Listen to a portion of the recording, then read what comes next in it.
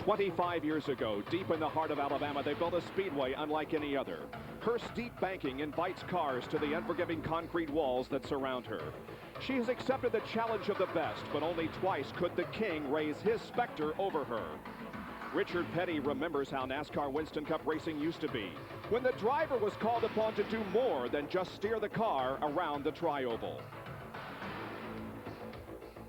We all remember the drivers who lived within her state and established a group led by Bobby Allison called the Alabama Gang. Now a new generation of drivers and owners seek a spot in the history books, and for some a chance to rise to the level of the original members. In her 25-year history, the sport has changed so much. The racing has evolved, and so has the work on pit road.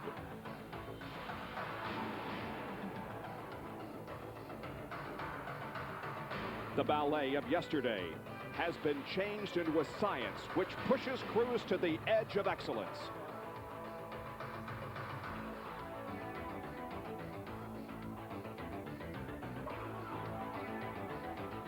The history of this palace of speed has called upon all competitors to live on the edge every second of the journey.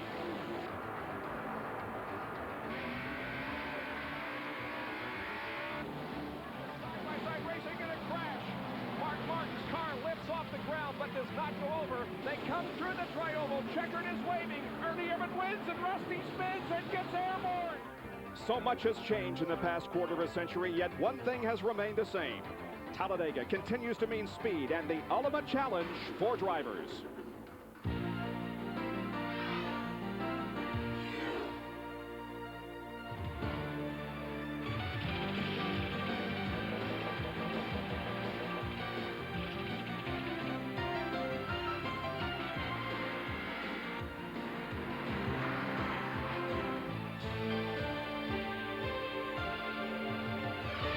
ESPN, the world's leader in motorsports coverage, welcomes you live to Talladega Superspeedway in Alabama for the Winston Select 500. It is mostly cloudy here in Alabama today. It has rained overnight. Temperatures in the 70s, and the chance of rain will lessen as the day goes along. The first half of the Winston Cup short track season is over, and as a result, Ernie Irvin is back on top of the point standings by 25 over Dale Earnhardt. Mark Martin, Rusty Wallace, and Ken Schrader complete the top five.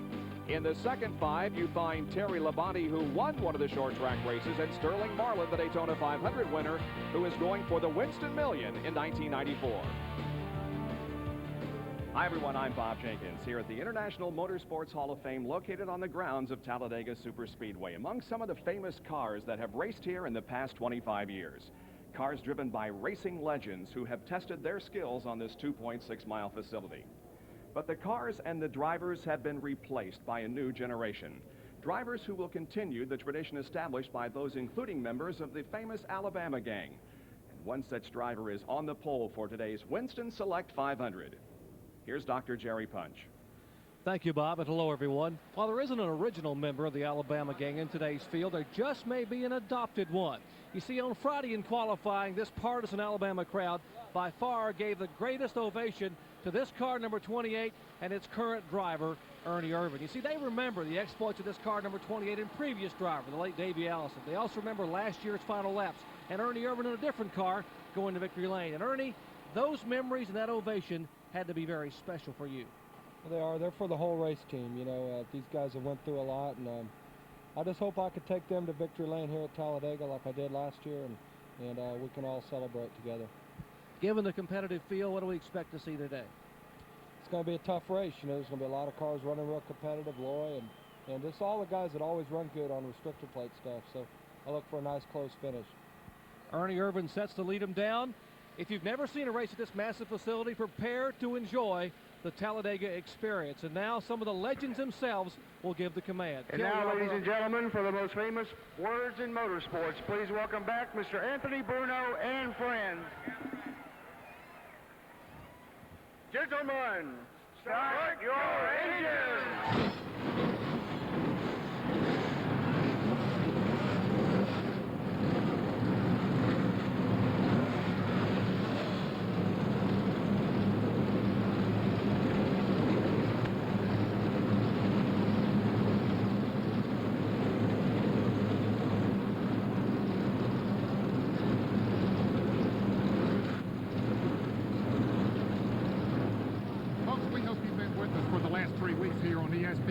brought you some great short track racing where it's hard to pass, tight turns. Well, we're at a different concept of racing today for NASCAR Winston Cup racing. On the biggest track they run on, the high speeds, upward of 200 miles an hour, wide track, high banks. If you have the car and the horsepower and maybe some help from a drafting partner, you can pass on this racetrack. There have been a lot of first-time winners in NASCAR Winston Cup racing that have come on this racetrack, and Benny Parsons, we just might see another first-time winner here today. Ned, I'll tell you one young man who needs to win today, Loy Allen. We haven't seen him race on ESPN because he failed to qualify for the short tracks, and just like Daytona, Atlanta, he's on the front row right alongside Ernie Irvan. But he ran yesterday, ran great in the ARCA race yesterday, and was in an accident not of his own doing right near the end of the race. But today he's with the big guys. He needs to run up front and prove to himself and his sponsors that he can run with the big guys. Now there's one more guy who might make a first-time winner here at Talladega. He's with John Kernan. Well, Benny, you know, 8 drivers have won their first career Winston Cup races right here at this speedway. Todd Bodine may be in prime position to pull off the upset today. Todd, with his best career start, 3rd place, and fresh off his best career finish, 6th place last week at Martinsville, starts 3rd today in a car that led the Daytona 500 back in February for 7 laps. So Todd Bodine could be a factor today, Bob. Among the drivers who have won their very first NASCAR Winston Cup race here at Talladega, Phil Parsons, Bobby Hillin, Ron Bouchard, Lenny Pond, Richard Brickhouse, and Dick Brooks. 42 seek the checkered flag this afternoon in the Winston Select 500, and we'll be back with the lineup and other things in just a moment.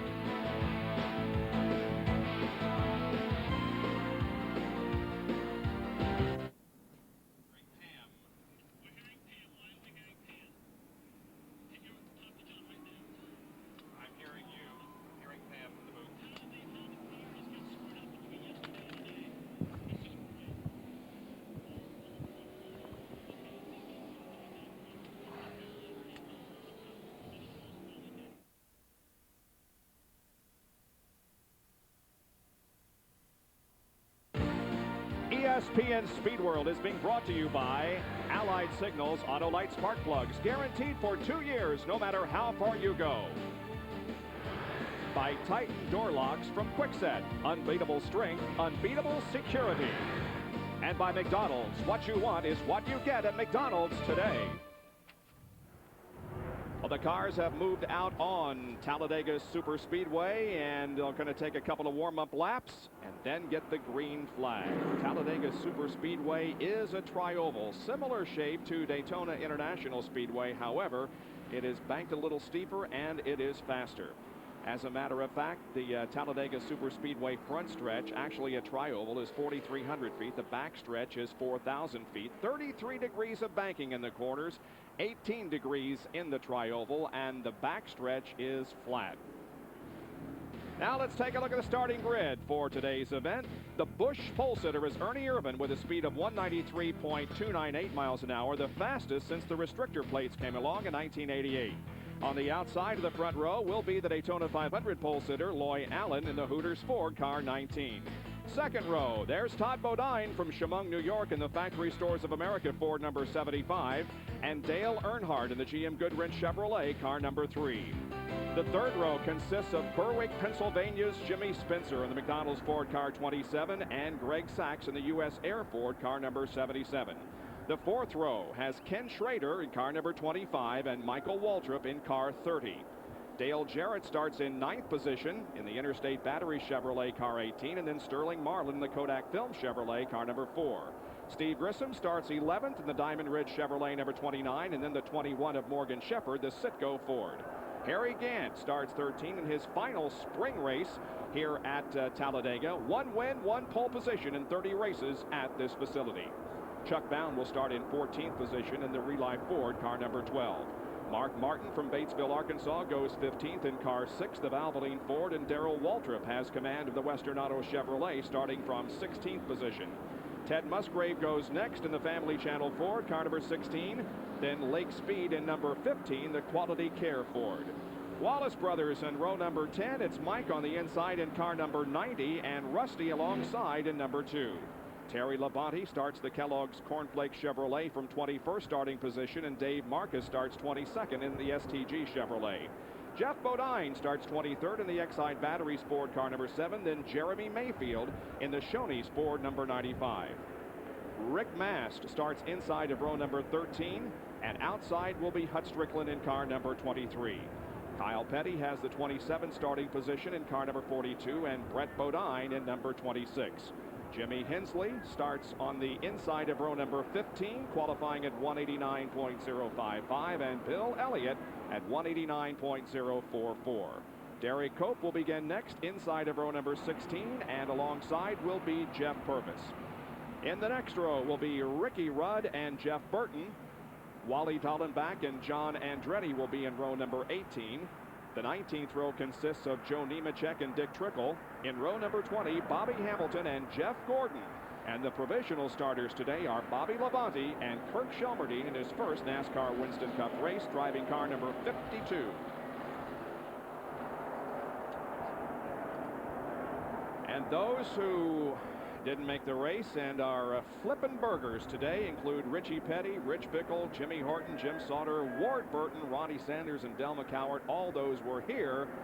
Failed to qualify fast enough to make the show. We have a whole bunch of in-car cameras for you today. As a matter of fact, 21 in-car cameras will be covering the action for us. That's the camera on top of the Valvoline Ford driven by Mark Martin. There's Derek Cope's in-car camera, giving you a good view of Jimmy Hensley up front and Bill Elliott.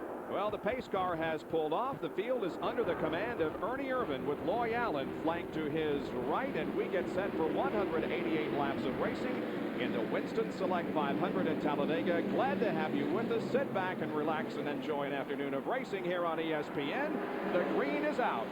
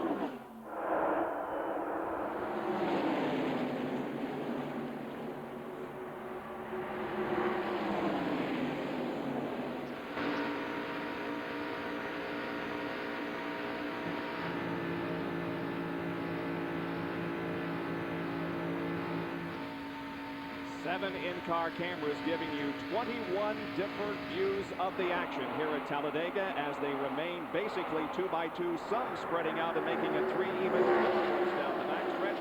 Here's the biggest pack of cars. Harry Gant and Ted Musgrave down on the inside along with Brett Bodine. We want to get back. Here's the 3 abreast up front. Here's Todd Bodine's in the middle. Jimmy Spencer goes around him. Spencer goes up to 3rd. Maybe 2nd. He's side by side with Loy Allen. And Loy Allen so far is doing a great job. 2 laps he's hung in there, running 2nd or 3rd. And there's Michael Waltrip in the yellow car. He has been caught in the middle. His brother Darrell Waltrip down on the inside. Michael wants to get out of that situation as quickly as he can.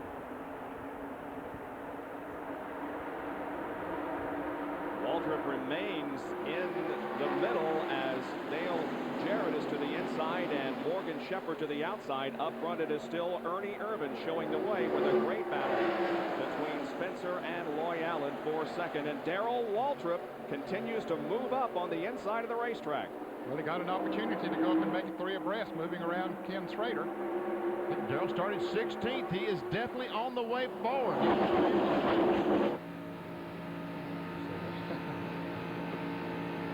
We're inside Darrell Waltrip's car now, right behind Todd Bodine as they thunder down into turn 1 again. Loy Allen has secured himself now in 2nd place and gives chase to Ernie Irvan. We got Ken Schrader in the middle, losing some positions as Jimmy Spencer tries to take Earnhardt. Brett Bodine, we saw him unusual to see them run two abreast here for a long period of time. Earnhardt, is that Earnhardt on the outside of Loy Allen? Yes, it is. Trying to take over second position, and he will do so. Coming through the tri-oval and heading for the start-finish line again. It's Earnhardt in second, and Jimmy Spencer is down on the inside of the racetrack trying to take third from Loy Allen, but Greg Sachs is going to do so as they go into third. Oh, and Loy Allen's got himself in a bad position. He's in the middle.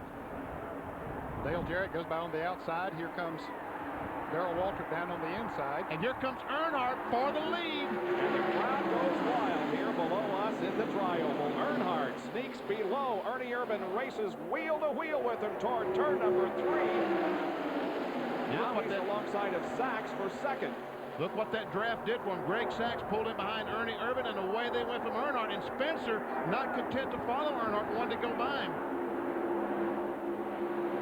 It looks like the outside groove might be the best place to be, and it's because they can keep these restrictor plate engines revved up better out there on the outside. They get pinched down a little bit on the inside.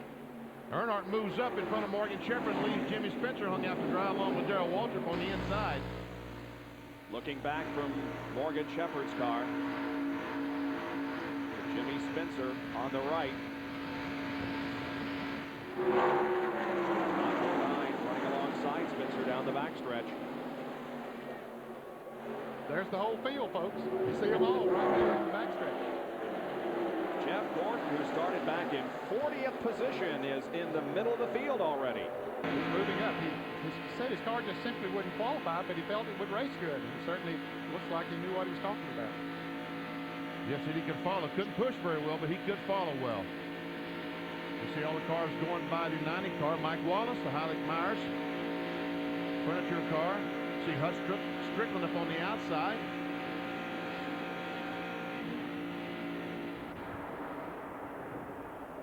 There's Elliott on the outside trying to get by Hut Strickland. The red car right in the middle of your screen. And that white car was Dave Marcus. Now you're familiar with the blue car of Dave Marcus. That white car we just saw by the picture of Marcus. Now Hut Strickland may have himself in a bad position as he gets squeezed between two drivers. Just inside Bill Elliott's car. See, he's not turning the steering wheel a great deal. They work hard to make these cars go through the corner where there's very little steering, because they feel like when they turn the steering wheel, they're slowing down.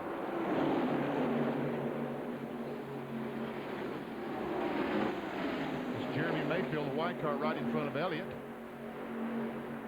Ernie Irvan continues to lead up front while we watch the action here in the middle of the pack. Greg Sachs is running in second position. Looks like Jeremy Mayfield is hung in the middle, and these guys going by him on both sides. You just hold your breath in a case like that. Hope they give you enough room on each side that you can drive the car through the turns.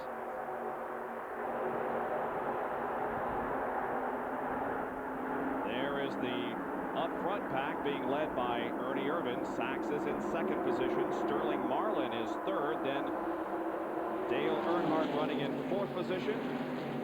Todd Bodine is fifth, and then Jimmy Spencer.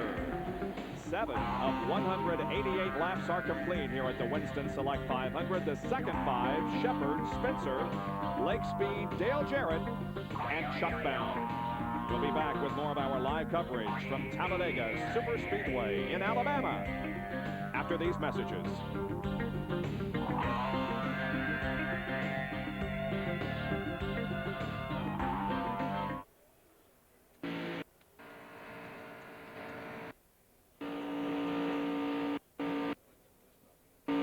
Jeff Gordon still passing him up on the high side. He's made a heck of a He has. It really is. A long Jeff Gordon.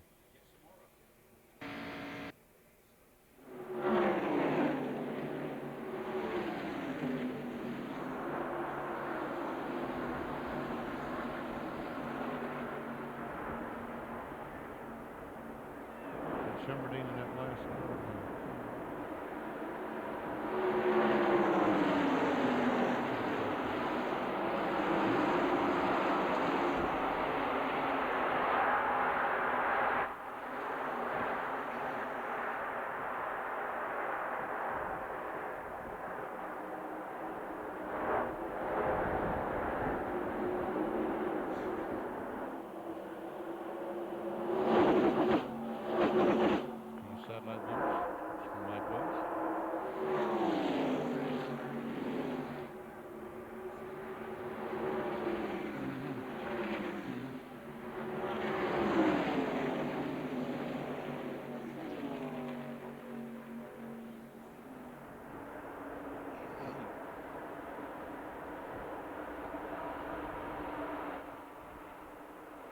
back at Talladega for the Winston Select 500 NASCAR Winston Cup race, number 9 in the series this year. And there are 6 cars in the lead draft, but there is just a small space back to another group of 5 cars that are drafting together. And they're being very disciplined at this time. They're trying to pull away. This group of 5 behind them there is trying to catch up. This group behind them has been racing, a lot of side-by-side racing back there, and that's one reason they're dropping back. It's the black car's Chuck Bound right in front of Loy Allen. Now the Walter brothers side by side alongside, right behind them, Rusty Wallace, Brett Bodine, Terry Labonte. Inside Darrell Walker's car, that's Rusty right on the outside of him.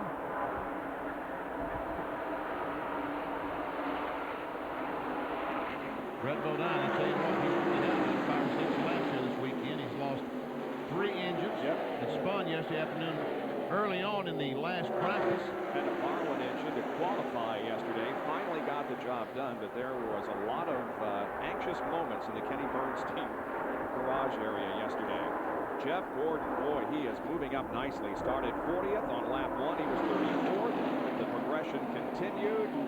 Fell back to 37th, but now has moved up to 20th position. Jeff Gordon, car 24.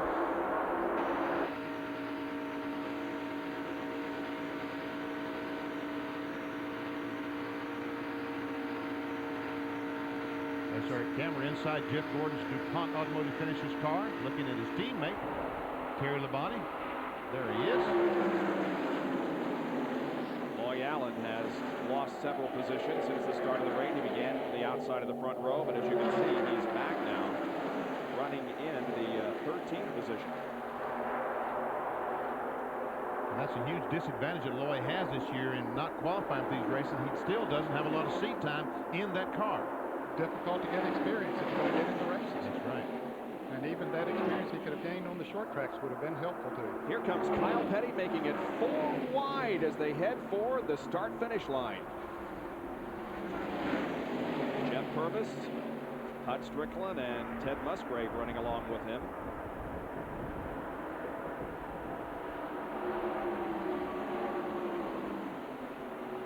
They're all wanting to go to the front. Now, how do I do it? What's the best way to do that? They're all trying to figure that out. And guys, obviously there is no good way. They wanted to figure out, well, who's my best drafting partner? They teamed up with different ones yesterday, mostly by luck, whoever was out on the track or whoever they could get going off the pit road, and say, hey, we drafted pretty good together. Where is he? He's up somewhere else or back behind me. So I got to find me a new drafting partner. Who's the best to go with right now?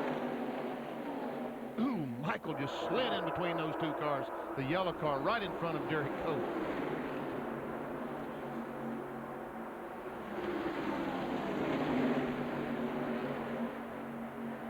Now these guys are trying to get in line. Some of them are trying to get in line anyway. There are 4 groups of cars. You're watching the one running toward the back of the pack, the 4-1. And the 2 groups up front are about to merge. Here comes Ricky Rudd looking to the inside of Brett Bodine and Wally Dollenbach. And Jeff Purvis will go along with him on the bottom. Jeff Purvis, our winner yesterday in the ARCA Food World 500K. Run here at the Speedway yesterday afternoon. Ernie Irvin continues to lead. We will keep you informed of what's going on up front while the action is followed here in the back. And there is the interval between that group of cars and the lead draft, which now consists of 5 cars. However, again, there's a group of 4 more that are very close behind Jimmy Spencer. And here they come, as a matter of fact, to catch up. Looks like that Morgan Shepherd has brought that group along with him, and they caught the leaders, and they've left these 2 guys, Lake Speed and Gerald Garrett, behind just a little. These 2 guys.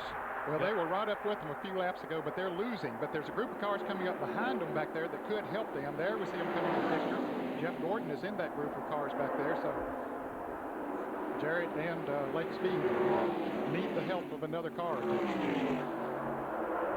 cars run faster together than 1 car does. 3 cars run faster than 2. And some positions being changed up front. Earnhardt takes over that 2nd spot. That's Spencer following him. Sachs is back to 4th. And challenged by that position from Morgan Shepherd. And Jerry Punch has a report on Ernie Irvan, who has led all the way so far. Well, Bob, they can breathe a little bit easier in the Ernie Irvan pit right now, but about an hour and a half ago, they were sweating bullets. When they fired the car up in the garage to go through inspection, the car shut off. They knew they had a wiring problem, but they couldn't find it. They unloaded the backup car out of the truck, took the entire wiring harness, everything out, placed it in this car. They were the last car to get online to start the race, and apparently their work is paying off. Todd Bodine is hung out to dry now on the inside of the track. We're with Mark Martin looking over his left shoulder. You see just how little effort he does put in the steering wheel. We've been watching the cars on the short track, and we can see, and watch him just relaxes, puts his arm up on. He's going for a Sunday drive. He's on a Sunday drive, going to the store. Yeah. And now Earnhardt challenges Irvan for the lead, and Jimmy Spencer will go down to the bottom to see if he can tag along, putting Irvan back to at least third. Greg Sachs is going to fall in behind Irvan, so he goes from first to third. Jerry. Ernie Irvan just radioed the crew that I'm getting very loose with these guys behind me, so let's see what they do in front of me. Ernie Irvan has asked for more spoiler to try to tighten the rear of the car down on the first pit stop.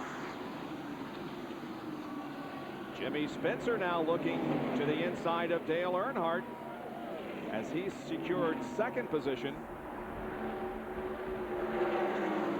That's the one thing you can almost assure yourself that Earnhardt is going to handle well. Looks like he, Richard Childress, Andy Petrie get that car handled as well as any car in the field. And Schrader had a look there inside of Greg Sachs, but decided not to make a move at this time. He falls in behind Sachs.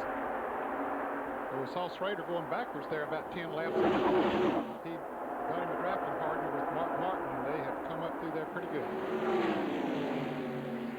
Looks like Ernie Irvan might have waved those guys behind him by.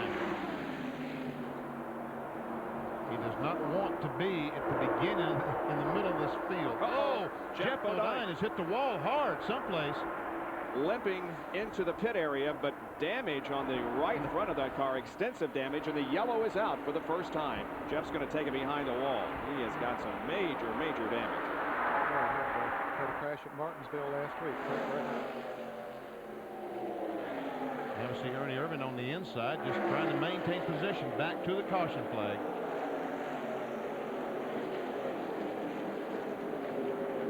Everybody off the gas and just settling back to come down and take the caution flag. There's no effort to gain any positions here. Nobody is a lap down yet, so nobody's trying to get that lap back under caution. And Dale Earnhardt leads them down very slowly to take the caution flag, and it'll come on lap number 20. This is the 25th race that Dale Earnhardt has led at Talladega in 31 races. What do you think, Ned? They got a pit, don't they? Well, I think for fuel, they've run more than a half of the fuel, or about a half of the fuel stop. So I would think that they'd need to take this opportunity to get some fuel and maybe to check the tires. I don't think they were concerned about tire wear here today, but it'll give them an opportunity to check them out. And Ernie Irvan probably wants an opportunity to make an adjustment on his cars. And you know, if all the cars in front of him don't pit, Irvan will probably pit anyway because he looks like needs to adjust that car. There's Ernie, who led the first few laps of the race before the car got loose on him and he fell back. Look at that spoiler. They'll push that up. Give a little more pressure back there. Let's see if we can determine what happened to Jeff Bodine, the reason for our caution. He's already up against the wall in turns 3 and 4, coming through and doing a lot of damage to the Exide battery Ford. Here's John Kernan.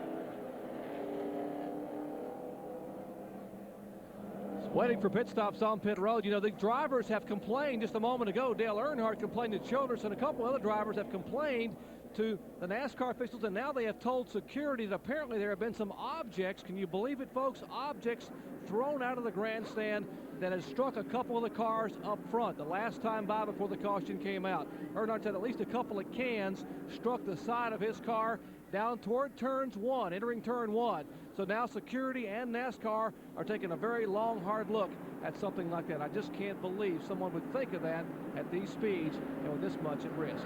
As they come down pit road for the first stop of the day under caution, Dale Earnhardt will be serviced right in front or right behind Ernie Irvan's Haviland Ford Thunderbird. We would expect to see all 4 tires changed, but apparently they're just going to change 2 tires.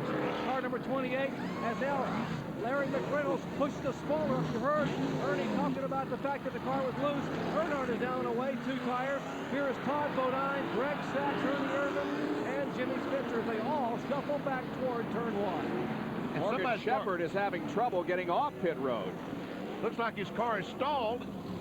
Dick Trickle has to take evasive action coming out, and the Citgo Ford is not moving very much. Now he finally gets it started, but he's lost all those spots. Oh, boy. Face cam on Morgan Shepherd.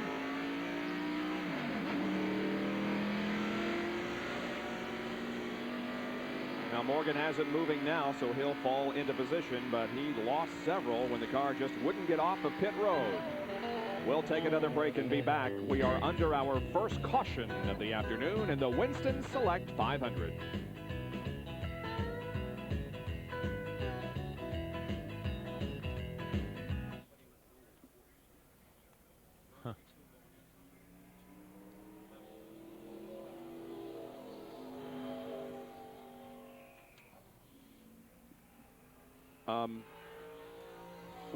When we see Elliott's in car, you'll notice there's Andy in memory of Bonnie Staley and Wes Wilkinson. Andy Petrie just told me that Earnhardt said for the past 3 laps he has been hit by cans coming out of the stands just past the start-finish line entering turn 1. Unbelievable. And that's what Jeff Bodine says. He ran over a can and cut a tire. Yeah, I'm on my way to get Bodine now. But that's what we heard. We are told that Bodine has told people that he ran over a can and cut a tire. But Earnhardt and a couple others have grabbed it. I mean, Earnhardt was screaming, said, "Man, cans are hitting my car. Can you believe it?" He came by the next time and another one hit it. He said, "There's another one." So they're trying to get security down there to check it out. Yeah, they are. They're watching it pretty Where close. did Sachs come out in the line, Bob? 4th, I believe. Third. He third, took gasoline only, and they loosened the car up a little bit. And Loy Allen took 4 tires. He had a problem with the left rear, and he left way late. Okay. I'm on my way down to see what Morgan's problem was.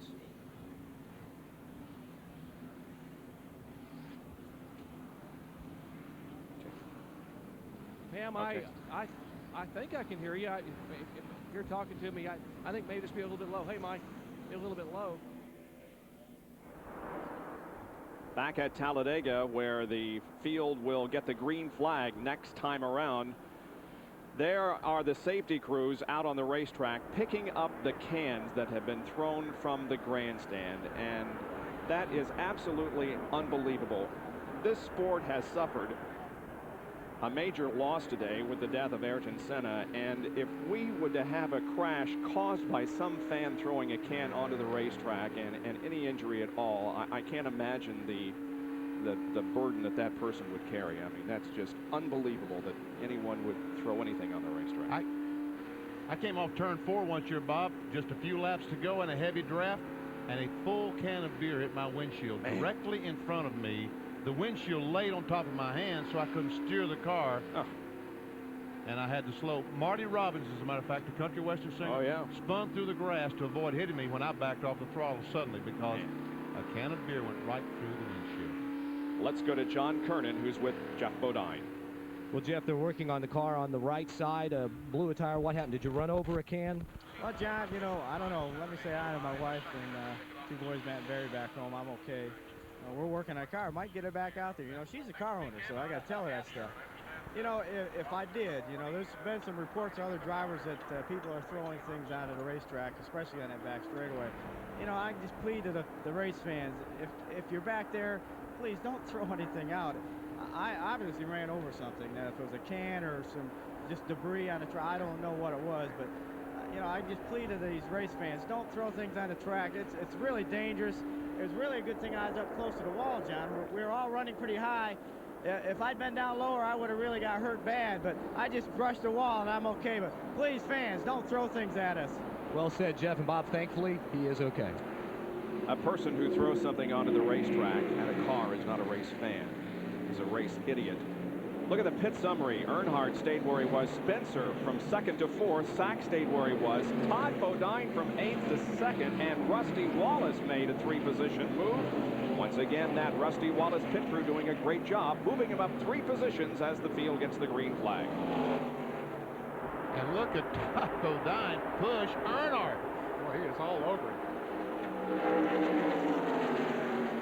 Trying his best to try to get away from the field as best they can, but unfortunately the field has caught up to them. All of the cars are still in the lead lap, of course, excepting Jeff Bodine. 41 cars in the lead lap.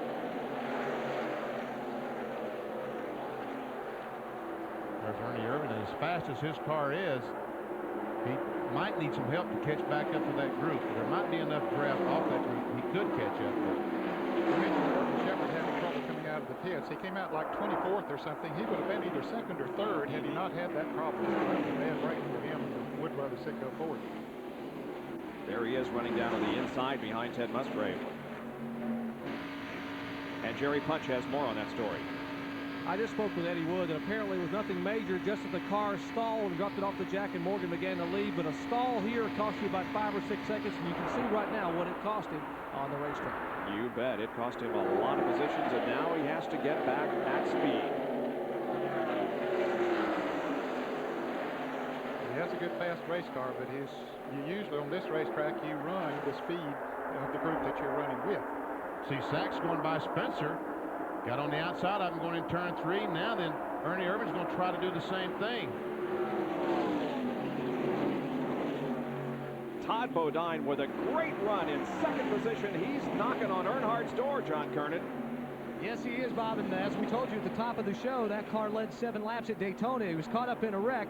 They had to replace everything from the firewall on up to the nose of the car. But Todd simply got the car perfectly. They were fast as soon as they unloaded on the truck on Friday. And another thing, the pit stops that they've been working on, they had been changing 10 sets of tires a day, but that took too long. They've been concentrating and changing their efforts to 4 tire change practice, and they're getting better and better. Todd says they've gone from the mid 20 to 25 seconds all the way down into the 19s and 18.5s.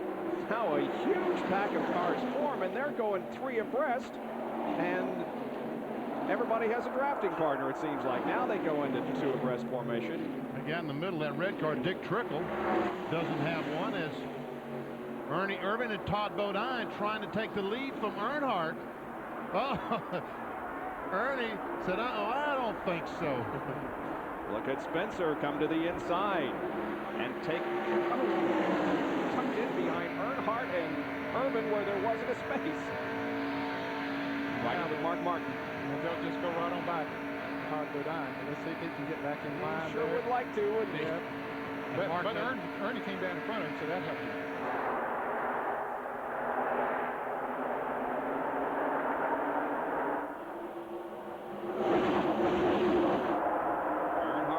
Onto that lead. Spencer now looking inside as Irvin and Todd Bodine follow.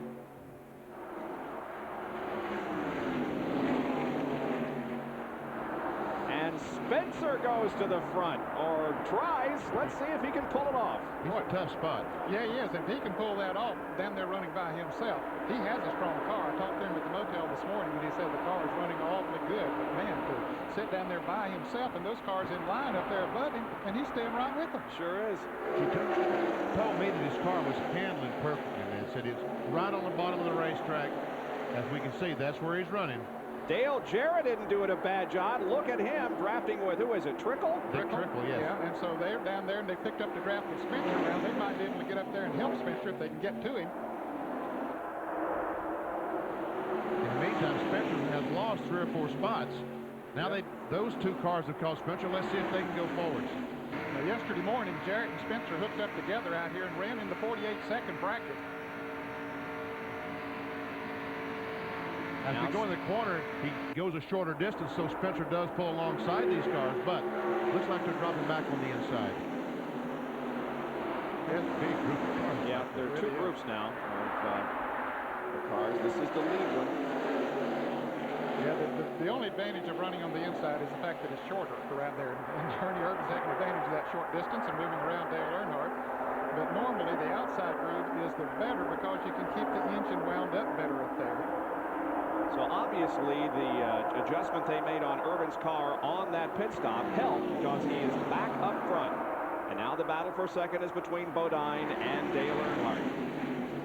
Now, Ernie loves to see this guy just race side by side from now on. Oh, yeah. He just will be able to pull away.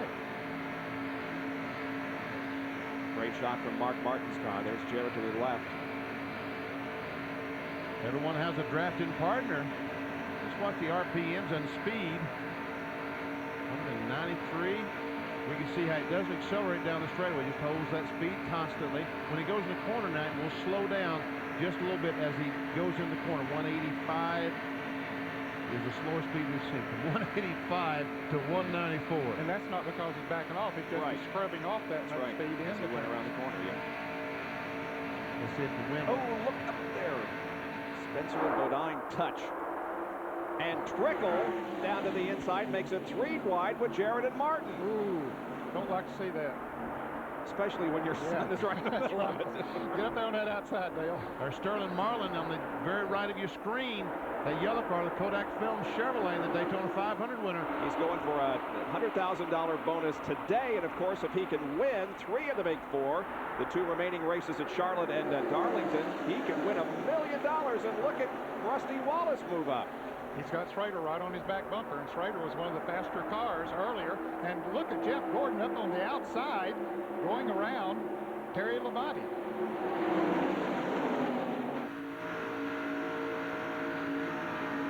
This is the Kellogg's DuPont in-car carried by Jeff Gordon.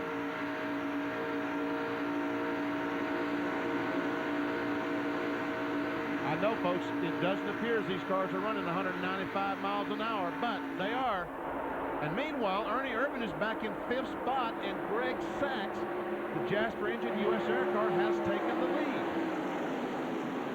Here's Morgan Shepherd. He's moving up, fellas, from where he came out of the pits. And there's Wally Dallenbach and Richard Taylor's car having a good game. Boy, this is just hold your breath racing, isn't it? When they're running like this. Oh, it is. Wow. For those of you who just joined us, this is not the first or second lap of the race. We're 31 in, and the field is still all bunched together. Greg Sachs is the leader at the moment, with Dale Earnhardt and Ernie Irvin behind him, and Sachs apparently did not change tires during that first pit stop, which was under caution.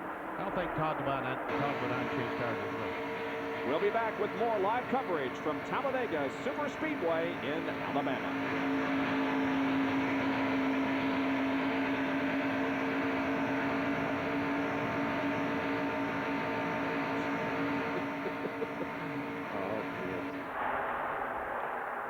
John Kernan, didn't you say Todd did not change tire? How about Todd Bodine? Okay, thank you.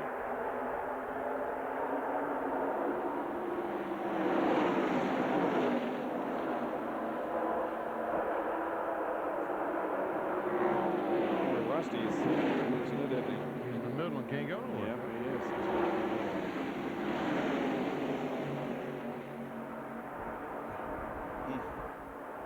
There, you can get up in there, Come on. Rusty. He's up. That's all right. Hey, Bob, just FYI, Kurt Shellman, I did start a Winston Cup race in 1980 at Riverside, at Texas. They had 2 cars, now have a full field, and so he got to start the back of the pack and make 1 lap so they could have some gas money to go home. Okay. One of the Childress cars, but this is his first official start as a competitor. Okay. But he told me before the race that he had started at Texas in '80. Just so you know.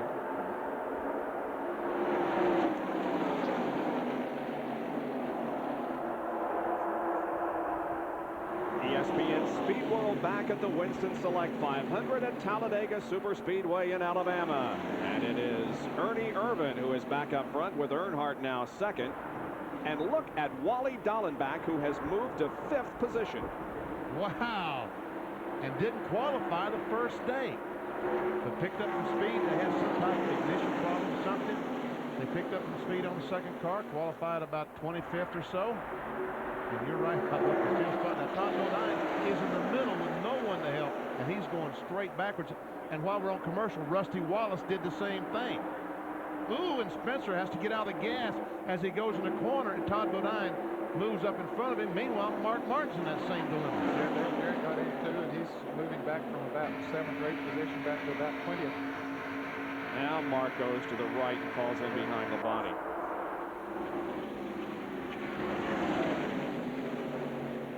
There has to be somebody breaking that air in front of you. Otherwise, you just can't run at this place. Lake Speed is going to have to slide up into position or get left out.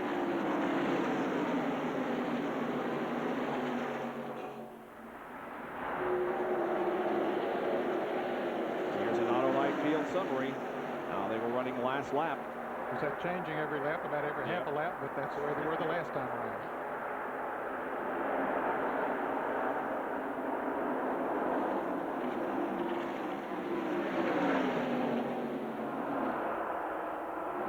John Andretti in the middle this time. Yeah.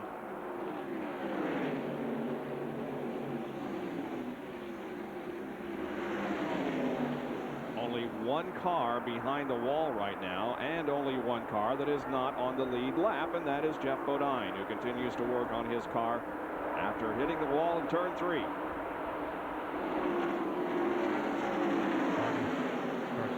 That's Mike Wallace in 90. Kyle Petty.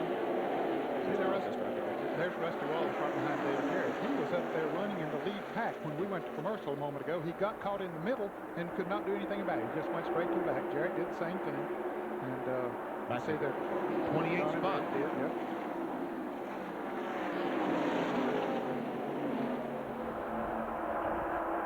Brett Bodine, there's Bill Elliott back there.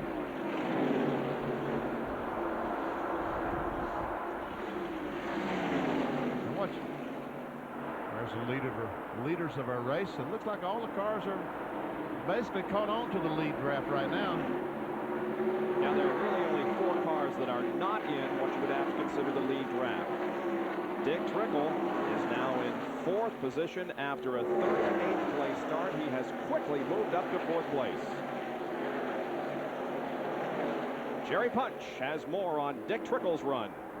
And Trickle continues to move toward the front, and there's maybe a good reason for it. Richard Schultz just told me that they loaned Dick Trickle Dale Earnhardt's qualifying engine that he used to qualify with here on Friday. He said, now, that may have been a mistake because Trickle is within 2 cars of passing us up front. So, and we're glad he's running well, but right now he has the engine that the 3 car used to qualify here on Friday. I saw Terry Elledge, engine guy for Richard Childress, down working on his car and wondered what the deal was. That may come back to haunt them, huh? Yeah, I understand that. Boy, it's so nice to see some drivers running up front that we haven't seen run up front very much this year, including Trickle and Wally Dallenbach here in this lead draft. I'm impressed with how quickly that the 77 car, D.K. Ulrich, Greg Sachs, they put this team together. This is a brand new team this year. Wally Dallenbach in Richard Petty's car started 35th. Has been as low as 36th, currently in 5th position. He started, I'm going to start 20. 35th he started. Huh. Yep. And that is a team that needs a good performance. Exactly. I was talking about Loy Allen. There is another guy, Dallenbach. Yep.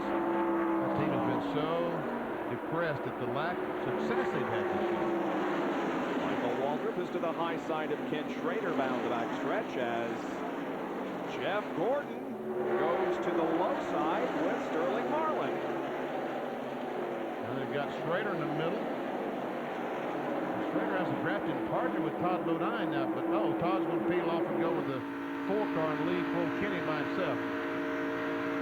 This is out the back of Jeff Gordon's car. Now, skipping Ray Abraham this morning, the crew chief on Jeff Gordon's car. I saw that camera in the back, and since they started 40th, I said, Ray, what are they going to show with that camera? There's nothing but air behind you. But I see, he's in the middle of the pack now.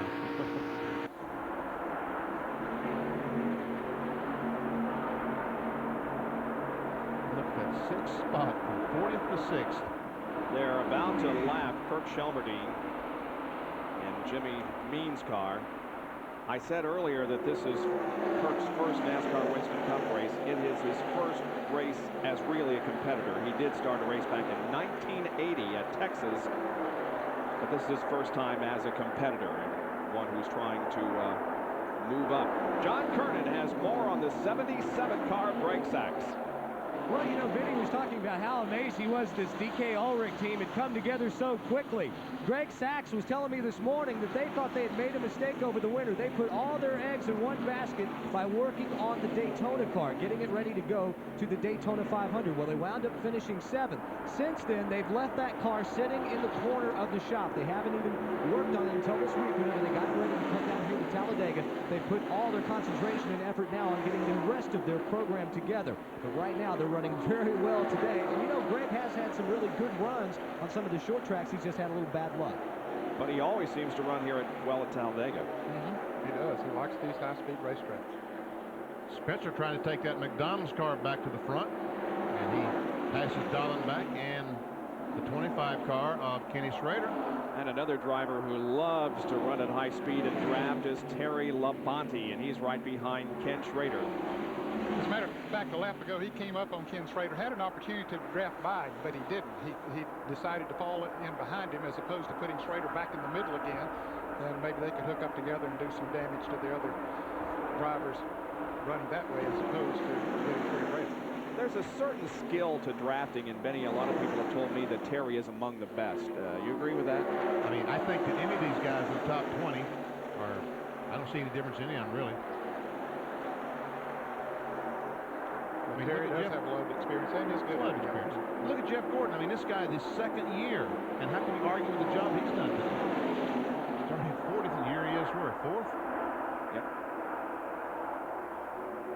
All the way from 40th starting position.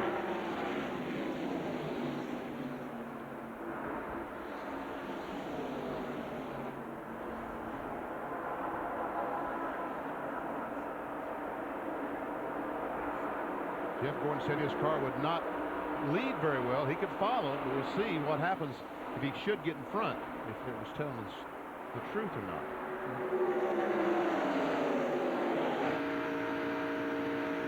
This is from his in-car camera.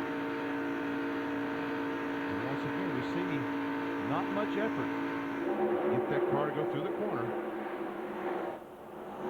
Through that steering wheel very much. Look at him waving.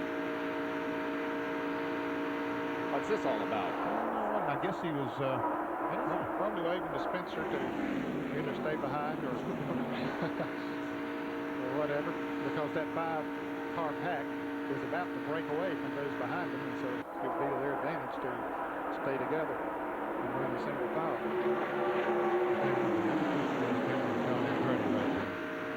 Wow. Let's lose it. No, he passed him up there where nobody goes, I'll tell you that. No man's land. 144 laps to go in the 188 lap Winston Select 500 at Talladega Superspeedway. It's Irvin, Earnhardt, Sachs, Gordon, and Spencer.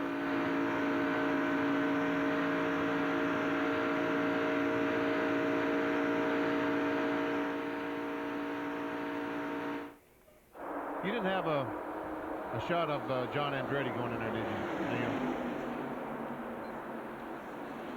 Neil, are you hearing me? I asked, did you have a shot of John Andretti going down in turn 1 that last? Man, it was unbelievable. Curve is back there.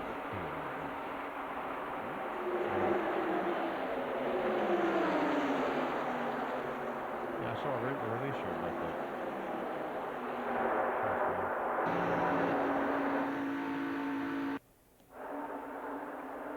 Car on the right. What's that? Wow. Oh, yeah.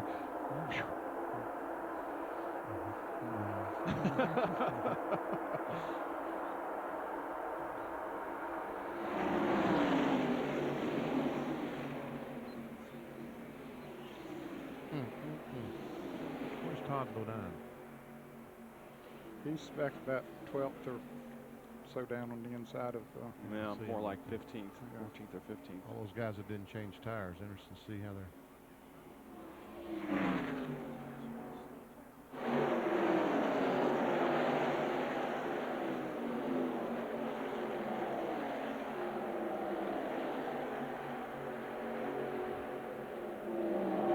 Winston Select 500 at Talladega, Alabama is still under green at 46 laps with Ernie Irvan leading Dale Earnhardt and Jeff Gordon. See these cars getting lined up trying to catch his lead pack. Meanwhile, they're 2 by 2 back behind these guys. Ever see John Andretti, the last car in that pack, the red car? You know, I talked about just a moment ago a pass he made. Yep. I think we have this on replay, and I want you to see this, Bob. Watch the far right of your screen. Yeah, there he is. Now we'll roll it, and you will see that he was indeed in no man's land. I mean, man, I thought Derek Cope was high, and he passed him on the outside. He's not lacking for nerve, is he? No, he's certainly right up there. John's running 21st at the moment. He started 36th, and that was his lowest, and his highest is 16th. Oh, now he's in the middle between Jarrett and Dave Marcus, and like he's got to the rear of this field. Yep. Unless he can slide in there behind Bobby Hamilton. Meanwhile, up front, a change of position as Dale Earnhardt comes off of the second corner and takes the lead from Ernie Irvan. Now, wait a minute. He's trying to take the lead. You don't think he's going to have the lead by the time he gets to turn 3? I don't know. I'm just telling you he's trying. But Ernie's kind of by himself. If we're talking about the makes, there's a Chevrolet,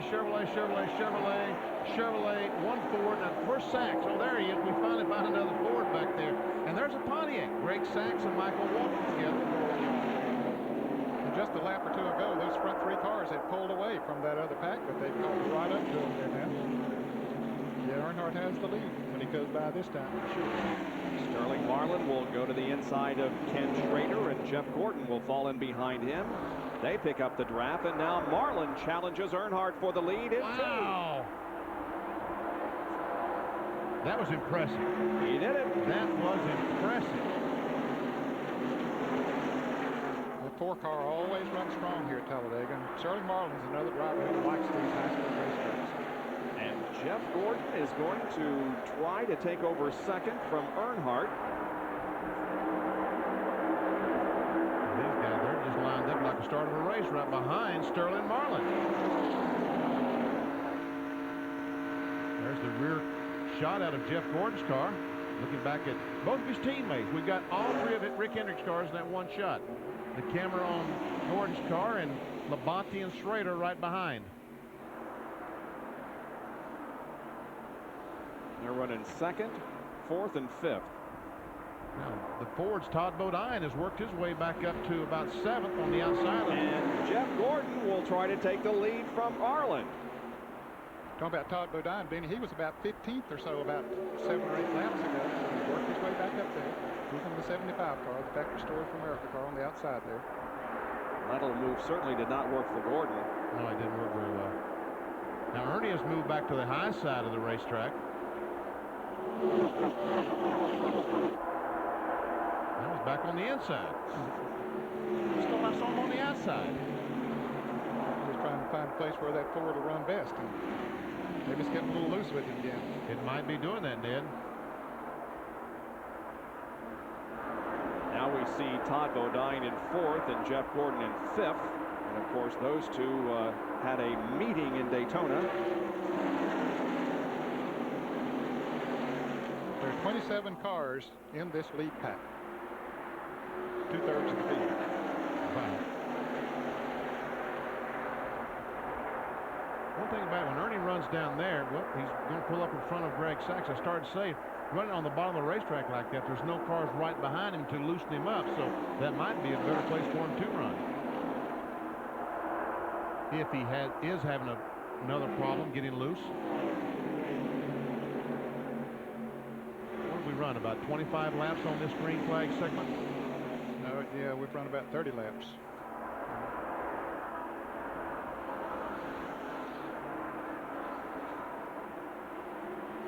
Look at this. We're at 186 mile an hour pace, and the race record is, and we're at a pace of 173.9. 186. There was not a caution flag during that race as Earnhardt's going for the lead. Taking the lead, Todd Bodine comes to second, and Gordon could very well come to third. And Todd Bodine, another car who did not change tires on that pit stop, went out 52 laps, same tires he started with. You see an associate sponsor on the back of that car, Adidas. Is that how you pronounce that, Bob? That is correct, BP.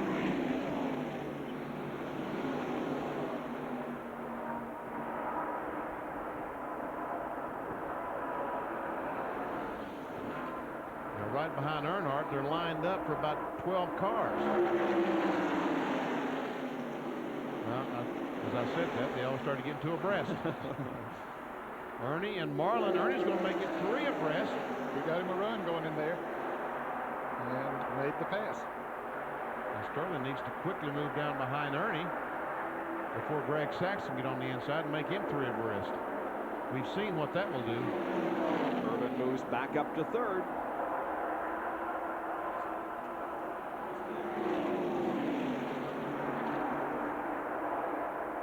Ernie and Todd Bodine trying to take a look.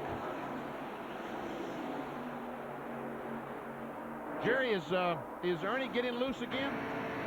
Yes, Benny. In fact, it is getting a little bit loose now. That's why he dropped back a minute ago, trying to keep from having so many cars right on his rear bumper. And he has asked the crew down here, Larry McReynolds, to try to give him a little more spoiler to tighten it up. In fact, he almost lost the car a minute ago. Ernie said he had to back completely out of the throttle when Sterling Marlin came up and came in front of him. Ernie said he cut me off pretty bad, but I held on. And we saw Ernie Irvin's crew talking to the crew of Sterling Marlin there, just a shot of them. Apparently that's what they were talking about. Looking ahead to Sterling Marlin from Jeff Gordon's car. For the lead, Todd Bodine. How about that? Factory Stores of America takes the lead. Irvin goes to 2nd. Here comes Sterling Marlin to pass Earnhardt for 3rd. He didn't quite make it. I don't think Sterling made it. And he's by himself, so probably won't. He's in trouble. Yep. That thing on the outside is going to drive right on by. Labonte, Terry Labonte, Kenny Schrader trying to get hooked up on the outside. So Todd Bodine has moved into the lead. Very impressive run for Bodine. But we got a long way to go to this win. 55 laps are complete, 133 to go, with Bodine leading. We'll be right back in just a moment.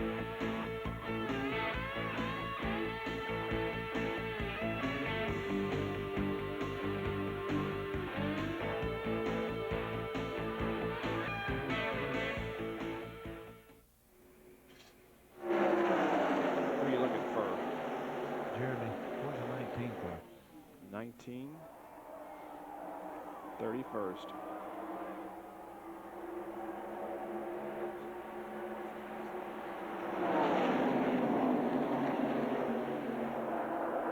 Already taking the lead.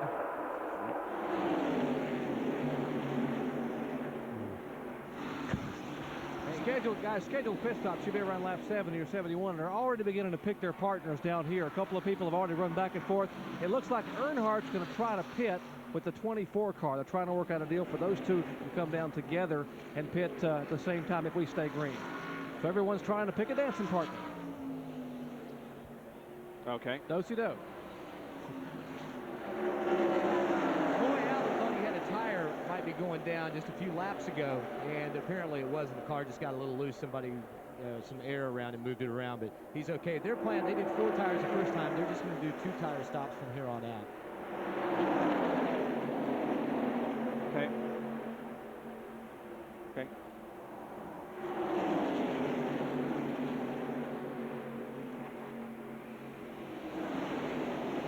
Bob Jenkins, Ned Jarrett, Benny Parsons, John Kernan, Dr. Jerry Punch back at Talladega Superspeedway for the Winston Select 500. Todd Bodine hangs on to the lead. He's been challenged a couple of times while you were in the pit while we were on break. However, he has managed to hold on to it. Jerry, pit stops will be coming up. What's the strategy down there? Bob, pit stops will be coming up around lap 70 to 71. That's about 10 or 11 laps from right now. And everyone's starting to go-see-do here. Pick their dancing partners. We've already had a couple people from other pits to come up here toward the Earnhardt pit. In fact, Earnhardt is hoping to possibly hook up with Jeff Gordon, the youngster who he is so impressed with as his talents, and possibly the two of them come down and pit. You got to have a dancing partner to pit and basically get back in the draft. So in about 10 laps from now, we'd expect to see most of the lead cars make an entry on the pit road. How about up where you are, John Kernan? Jerry, I just talked to Troy Selberg, the crew chief for Todd Bodine. I asked him if he had made any arrangements with anyone to pit. He said, no, we haven't even talked about that yet. He says, we've got a good car, a good motor, but we're having a lot of problems finding friends here on pit road. So you got to have a drafting partner on the track, and you got to have one to make a pit stop also. Now, Ernie Irvan got hung out to dry a half a lap ago, and now Jeff Gordon is. Hung out. He was hung in the middle of the racetrack, and that's the worst place you can be. He gets back in line now. You see Irvin back there in about 10th, 12th spot. And thank God for Mark Martin, or he'd be further back. Mark let him in coming off the second corner. Bodine continues to lead, and behind him a 2-by-2 situation, and that helps him. Marlin and Earnhardt. Now here comes Sterling to the inside. Hey, look at Michael Waltrip is up there. Coming with Sterling Marlin. Sterling Marlin has a fast race car. He does.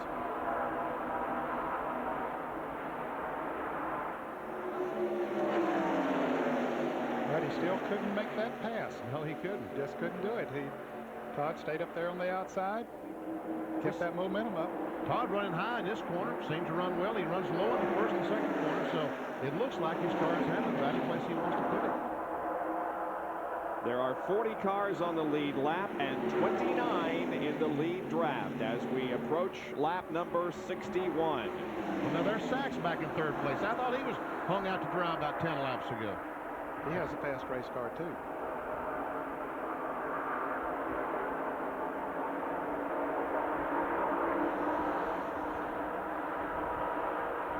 There's an aerial view of all the cars in the lead draft. Look at them. They fill almost the entire backstretch.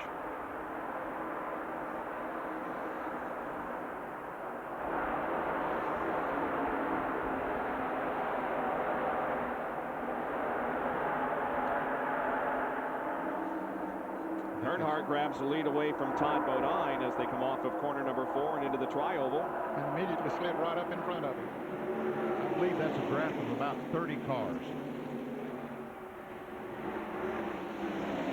It doesn't take long to lose or gain when you're in or out of the draft. Michael Waltrip started 8th. Look, he was back to 20th on the 30th lap, but he has now moved back up into 5th position. But he's losing spots quickly. He's down back to about 7th or 8th and hung on the inside. Here comes Dale Jarrett trying to help him. Well, they had Sterling Marlin and Jimmy Spencer down there, but they both decided to get in the outside lane because they were not doing that much good down on the inside. But here comes another group down on the inside led by Greg Sachs. He and Earnhardt almost to get together. Marlin and Gordon almost to get together. And Wally Dollenbach gets on the inside, puts Sterling in the middle again. Yep, not a good place to be. 3 wide down through the tri-oval again.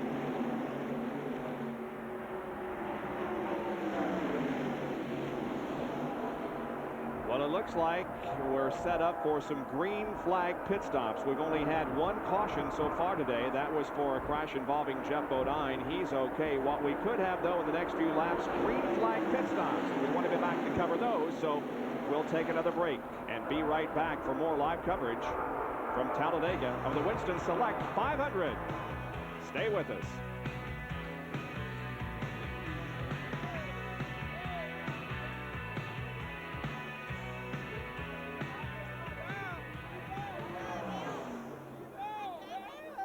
I noticed that. Well, I was thinking that same thing. I was too.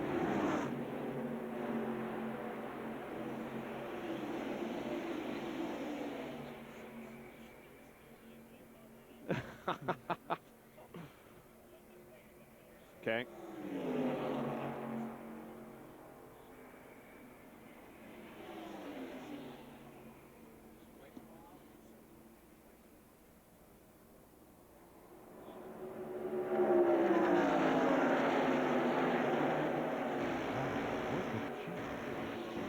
put you in, Ned. Good. Okay. I mean, I wrote your name down. Oh, I don't know whether you don't have to participate if you don't want to.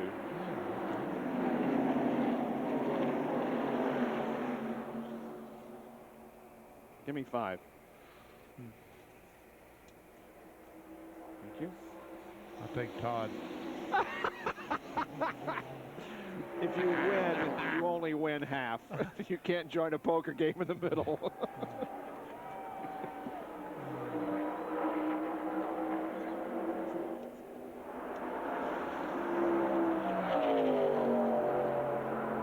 Well, see you, Todd. Oh, my goodness.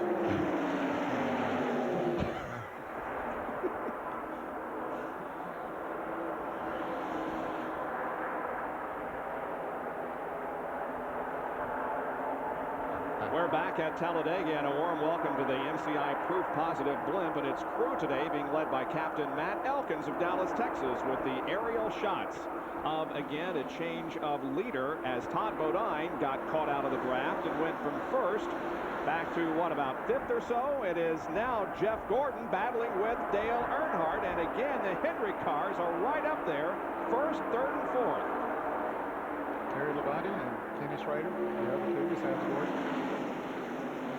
I'll tell you one thing, you just can't tell much by qualifying here at Talladega, because you wouldn't have looked at the qualifying order and said that Hendrick cars would be in this position 65, 66 laps into the race. Especially Jeff Gordon, who was really sweating yesterday in the garage area after he only made it into the field as the slowest qualifier in 40th position. Here's Dr. Punch.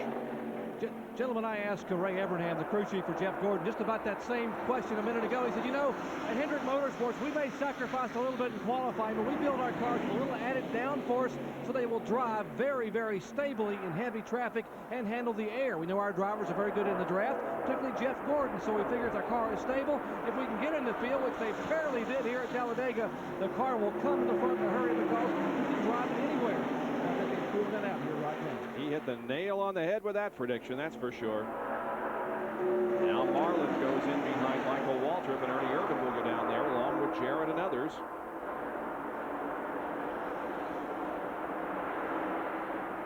Here's Terry Labonte's serial, started 21st, 13th, 10th, 6th, 6th, and now 2nd.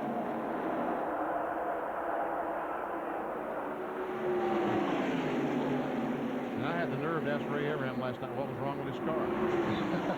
And he shook his head and said, I don't know, just won't run. All right, we have 2 cars now headed toward pit road as Bobby Labonte and Wally Dallenbach come in. A couple of Pontiacs. Jerry Punch is there. And as expected, a couple of Pontiac dancing partners. They go to work on the right side of both those cars. Bobby Labonte, remember the great run he had here last year in the July event, running out of gas with a lap to go. He ended up missing a top 10 finish. Well, right side tires on. Wally Dallenbach is down and away. And 16.8 seconds as they leave the Maxwell House Pontiac. And looks like Earnhardt and everyone else further up pit road is getting ready to make an entry. While these guys scramble out of the pits, the lead draft is approaching quickly, being led by Jeff Gordon. Jeff's best finish in his last 4 races, 15th at North Wilkesboro after 3 top 10s in the first 4 races of '94, and Ted Musgrave comes in for a pit stop all by himself. John? Bob, they'll make a chassis adjustment on the right rear. They'll be right side tires only. They didn't have a dancing partner, a drafting partner, so this could cost them unless they can get back out and fall in with some of the other cars. They're waiting for the second can of gasoline to go in, and Ted Musgrave is down to a 16.2 seconds for 2 tires and 2 cans of gas. Family Channel Ford goes back in competition. And again, the lead draft comes off of corner number 4. Dale Earnhardt and Jeff Gordon appear to be pitting together. Yeah, a lot of cars are coming off of the track on the pit road right now. Man, they got to slow down to stay under the speed limit. What do we got? About a dozen or so cars. Dale Jarrett's already stopped, so as Jeff Purvis. Earnhardt comes to a stop. Michael Waltrip, Jerry Punch. And the they add a little bit of wedge in Earnhardt's car, trying to tighten it up a little bit. The word up and down pit road was, even if you don't have a dancing partner, you come when Earnhardt comes. That's what about 11 of the cars have just done. Earnhardt down and away, right side tires, 2 rounds of wedge. He is headed back for turn 1. Behind him is Mark Martin and Michael Waltrip. And Morgan Shepherd is also out. There's a tire on pit road, but they are able to miss it. Dale Jarrett goes around it. Everyone looks like right side tires down toward our end of pit road. Morgan Shepherd, of course, is pitted down toward turn number 1, the last pit stall, and so he was out quickly. He's going to fall into second position behind Earnhardt. John Kernan has a story on Loy Allen. Okay, Loy Allen came in. The tire from the right front on Dale Jarrett's car was in his way. He could not get into his pit. He had to pull it past into Sachs's pit. Back up. It cost him a lot of valuable time. Greg Sachs now on pit road. 2 tires. Right side tires as Todd Bodine is also further down pit road. Sachs kills the car. Into the pits. He refires it. Takes off down pit road. Todd Bodine has been in for right side tires. He will head down, as will Jeff Burton, who's also been in for 2 tires. Both Burton and Sachs, of course, are running the Hoosiers here this afternoon. There's Jeff Burton as he comes out.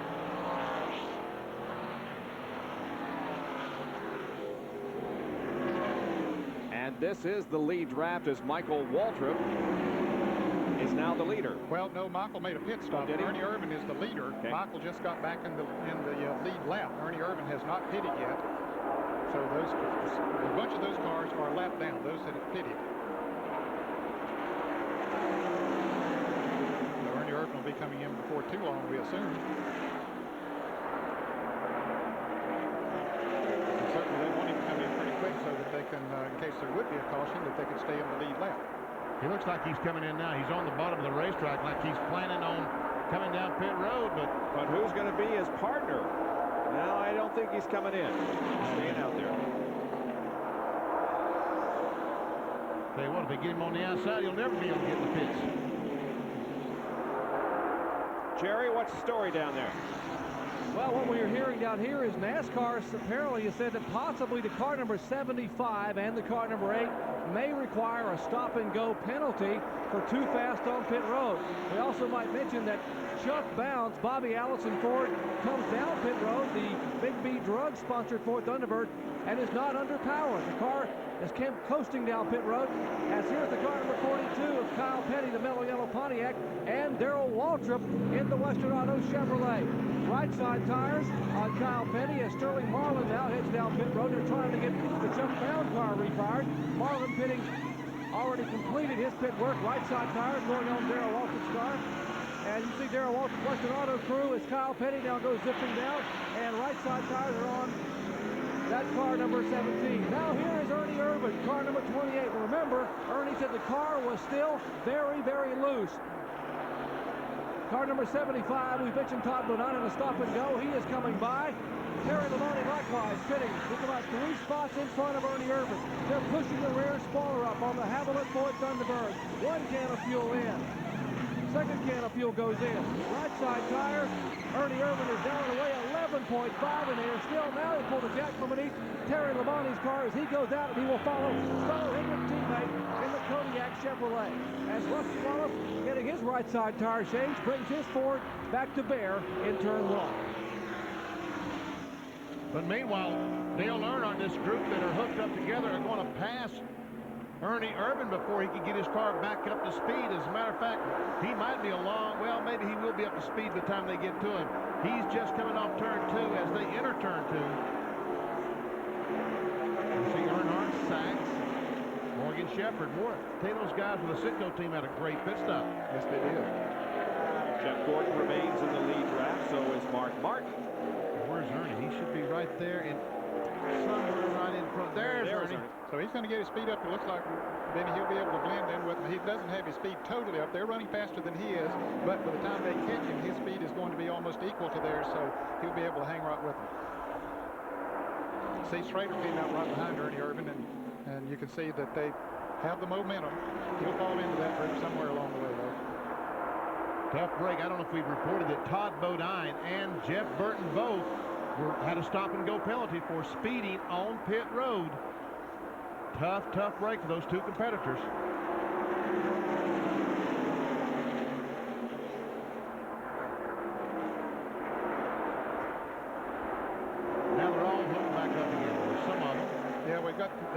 big group that we had up front have been separated. Now we see this group of cars up front. There are 3, 6, 8 in that group, and then about 3 seconds behind them is another big group of cars that has about a dozen or so in it.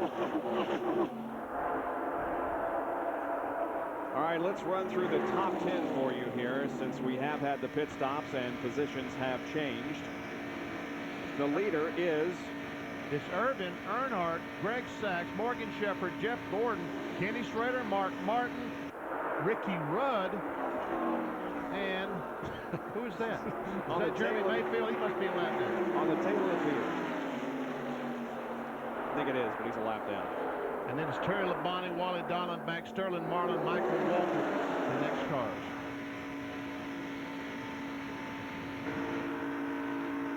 And we see Jeff Gordon go through the corner, and we can see his windshield getting pitted.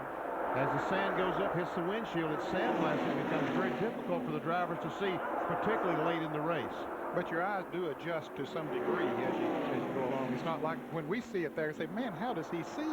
But his eyes have adjusted to it to some degree. It happens so gradual that the drivers do adjust, as Ned said.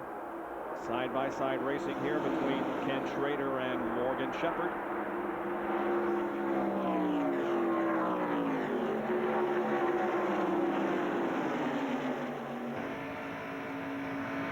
Martin right behind Morgan Shepherd, trying to push him, get him going. Ooh, well, there's a big difference, isn't they like to do that?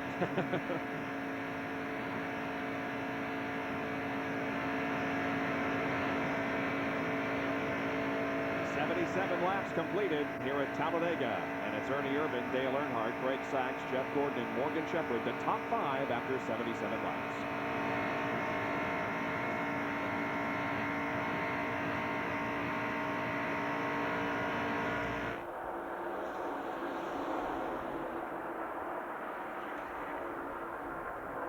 That is Mayfield in that group, isn't it? Yeah, but he is a lap down. Yeah.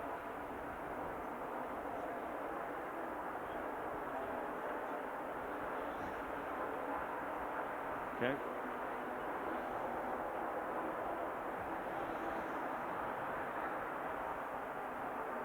Okay.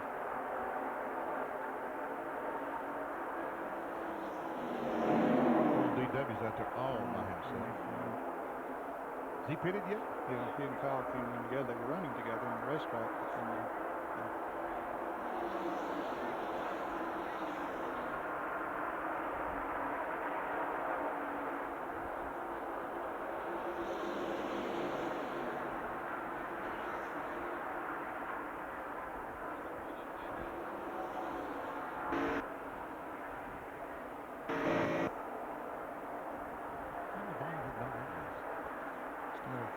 Slower pit stop.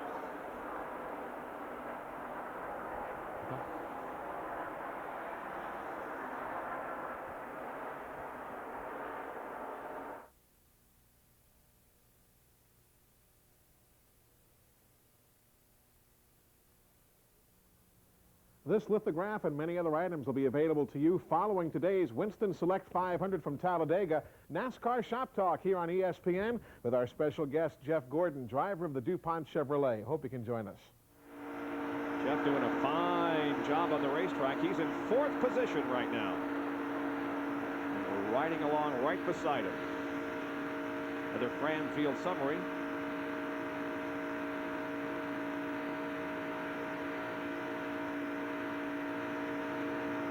Walker hanging in there, 10th spot.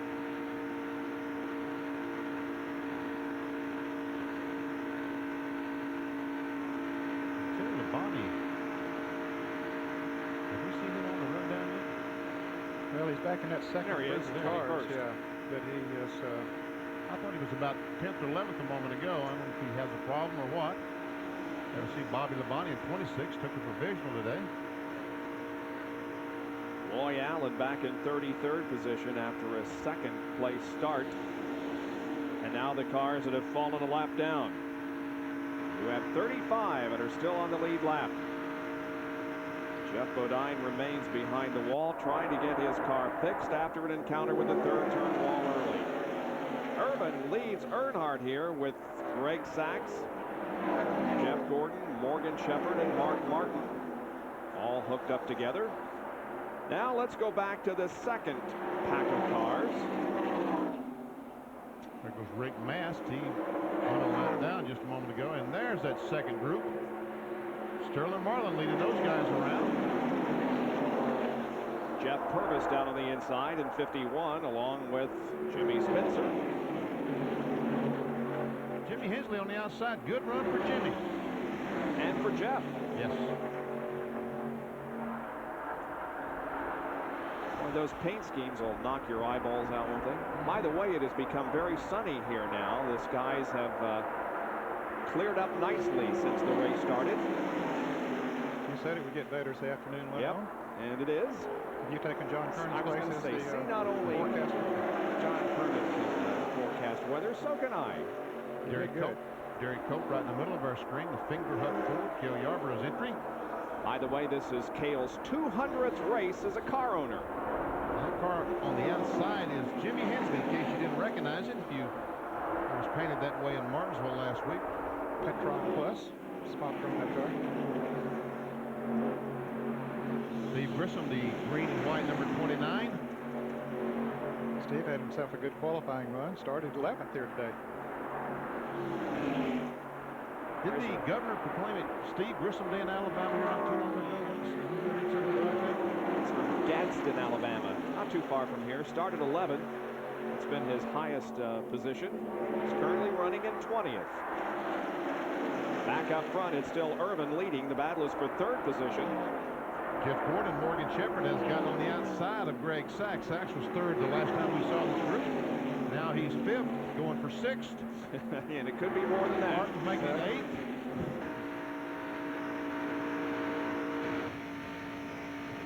Looking back from Morgan Shepherd's car.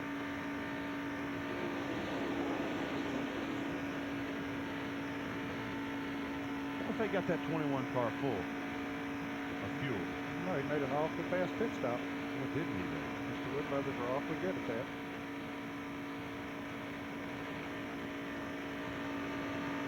I still got to figure out where this shot is that we're seeing. Where is it located?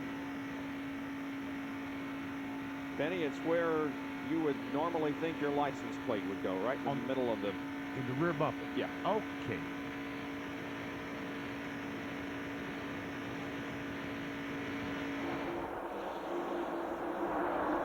Boy, a lot of traffic here. Dave Marcus is in the middle of that pack. Man.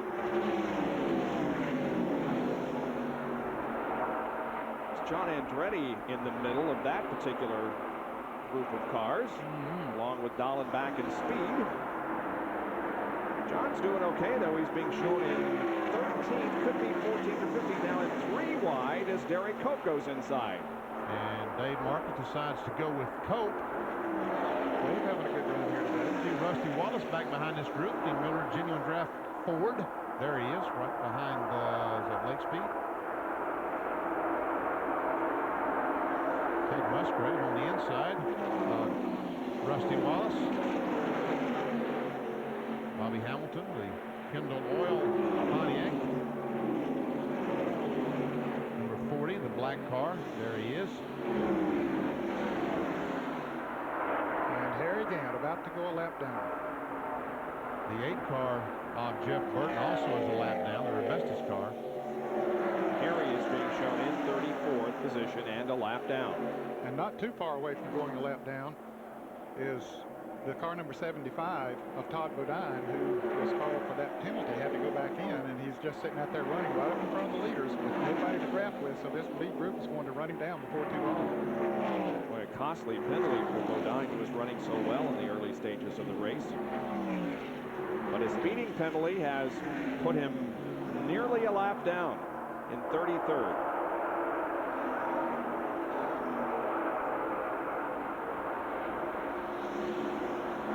See Schrader go extremely high. Jeff Burton tries to pass him. Said I might be a lap down, but I want to race you guys anyway. So I can learn. Yeah, this group of cars, excuse me, Bob, had been really racing. Last time we saw them, they were side by side. Now a group has broken away from part of that bunch of cars, and they've lined up single file. They've been losing ground to the lead pack, so they want to see if they can line up single file here and cut down some of that distance. As long as everybody remains patient and not getting in too big a hurry, they might be able to do so. And, you know, folks, I realize it doesn't appear like they're running 193, 194 miles an hour. Trust me, they are. And here's another group that needs to line up, and maybe they could catch the group ahead of them. Yeah, they were part of that group ahead of them not too long ago, and they kept racing back there, and that other group got in single file, so they pulled away, and this group still, some of them running side by side, and that hurts you. This is Mike Wallace's Heilig Myers machine. He's looking at must be Darrell Walter, huh? Or is it Bobby Hamilton? I think it's Walter. Okay. Wallace right now is 30th and Waltrip 29th. Oh, okay. And Todd Bodine has went a lap down, and Earnhardt is trying to get by Ernie Irvin. And here's Jeff Gordon going to try to help Earnhardt. Look at the last lap speed for Urban, 193.4. That is faster than he qualified, but that's not uncommon. Now Todd Bodine is going to would like to hook on with Ernie Irvin and let these two guys get away from, let Irvin get the lead back, and maybe Ernie would give him a break if the car won't do that. Very much I speculated just a moment ago, did the 21 car get their car full of fuel on that last pit stop? Benny, yes, they did. I checked with Lynn Wood. You know, back in the old days when they just changed 2 tires, there were none better on pit road than the Wood brothers. Well, that's what we just saw a minute ago, a 2-tire stop. He said, hey, we may not be the best when it comes to 4 tires, we haven't quite got it down, but when it comes to 2 tires, we're steering awfully quick. And that's exactly what happened. 2 tires, and yes, they got it full of fuel.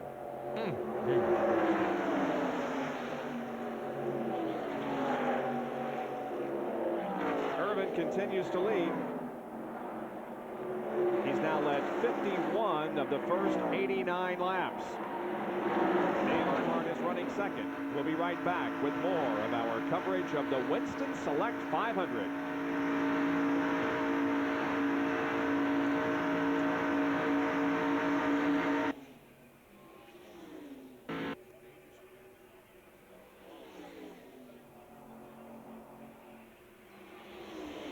Okay. By the way, this computer is not working today. Every time I plus to go to another message, it deletes.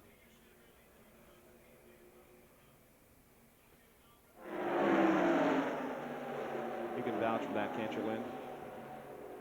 You can vouch for that, can't you?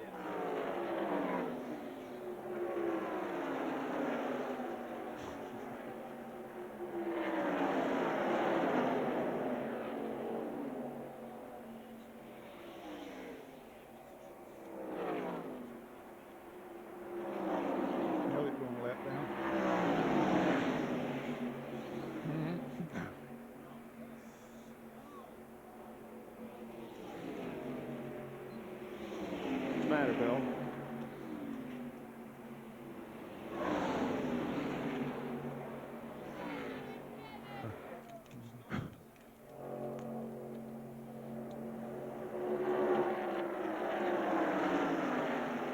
Jeff on the inside. Second group picked up a second.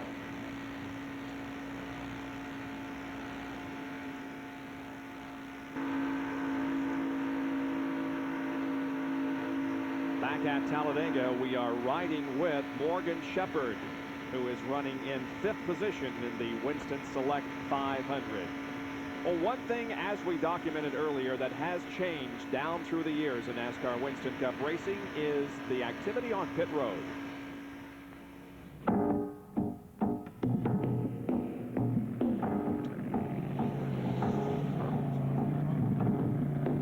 This is the Wood brothers back in 1971. Delano Wood jacking the car up. Kenny Martin putting the fuel in the car. Guess who's driving that car, Bob? I hesitate to guess, but I'll bet it's Benny Parsons. That's me. There's Glenn Wood cleaning the windshield. Leonard Wood on the right front tire. Right rear's going on. Taking the lug nuts off their belt. They didn't glue them on back then. They had to start them. And watch as Leonard Wood goes around the car. I almost run over it. Watch this. Benny's keeping those revs up. Oh! How long did it take back then? That's probably 20 seconds. And where was that? Do you know? That was in Daytona. In Daytona? 1971. Where'd you finish? I don't know if they won that race or not. Donnie was the driver of the car then. He was in Ontario or someplace for an IndyCar race. Yep. And I drove the car for that pit stop. And here's more from Jerry Punch. Now, Benny Parsons, I asked Leonard Wood about that stop, and he said, you know, as quiet and as mellow and as laid back as Benny Parsons is, you know, on the racetrack, he was so composed in the car, but when you put him on pit road and raise the jack and then drop that jack, the man became a raving maniac. He said, he almost took my legs off in that pit stop. I said, you watch that, Doc. He was a wild man in the pit. I used to think, I used to pride myself on going when they said go. Well, that's what you're supposed to do. As we see Mark Martin pull up right behind Morgan Shepherd. The sixth place car. We just passed the halfway mark of this race. We now enter phase number 2. And it's been a very safe race to this point with the average speed up to 180.352. And the last lap by leader Ernie Irvan turned at 191.7.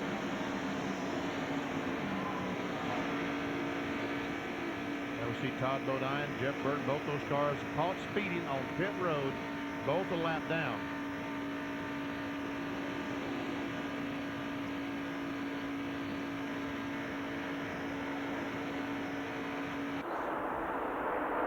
Here once again the lead track, running pretty much single file. They are now, Bob, but a little while ago they were racing each other up there, and the second group of cars were catching them at the rate of about 3/4 of a second a lap. Now that has stabilized. In fact, this crowd might be pulling away just a little bit that they have singled out.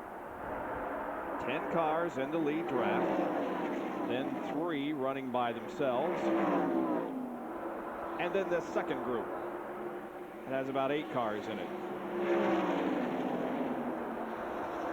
And some very good race cars in that group of cars. Sterling Marlin, the Daytona 500 winner.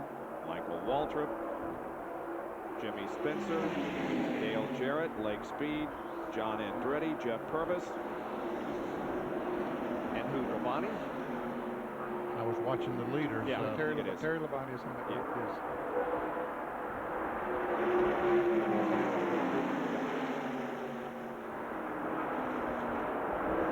They've been content to run single file for many, many laps here, and that's the smart thing to do because they were losing ground to the leaders when they were racing with each other.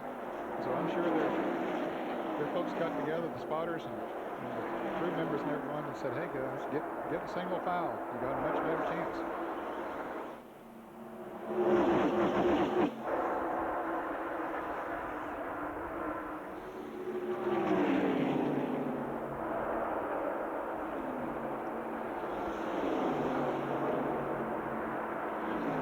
Jerry Punch has a report from pit road on the 28 and 75.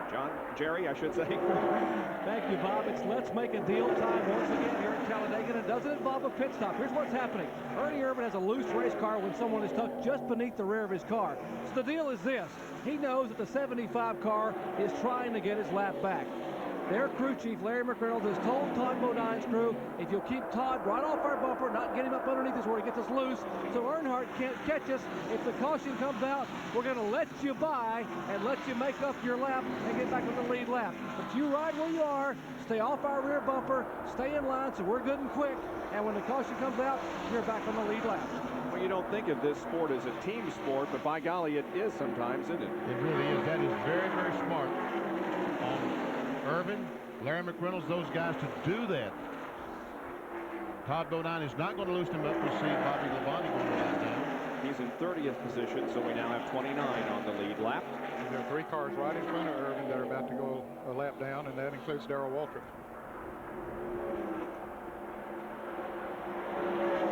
Now we see that Ricky Rudd and a couple more cars has dropped away from this pack. Right behind Mark Martin. There we see them. The 8 car, Rudd, and that's the 19 car. Rudd, the only car in the lead lap, but he has lost the draft of the front cars. And Morgan Shepherd has lost the draft of all of them. He's even back behind these guys. Oh, he is, isn't he? Yes. He's running by himself out there.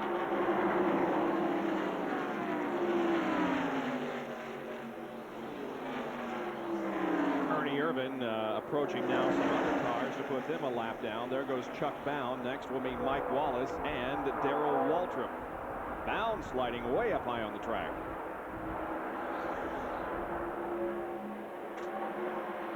I understand the 95 car of Jeremy Mayfield is being black flagged because of loose hood flaps. Now, there you can see that second pack of cars is losing to the lead draft. Yeah, they were up there about 11 seconds. They cut it down to that 9.5 that we see. In fact, a little bit less than that at one time. And then you can see that they're pulling away once this group up here started running single file. You can see how Todd Bodine is staying right behind Ernie Irvin. He thinks he's got a buddy. Let's see how this works. We do get a caution flag. 87 laps to go here at Talladega. Ernie Irvin has led 62 of the circuit so far. 28 cars are on the lead lap. Average speed 181.055. We'll be right back.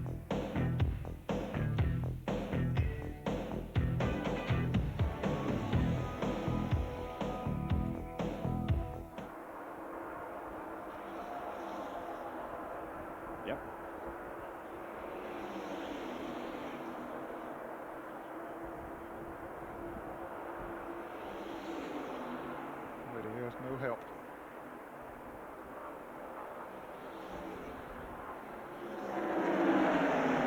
For that, huh?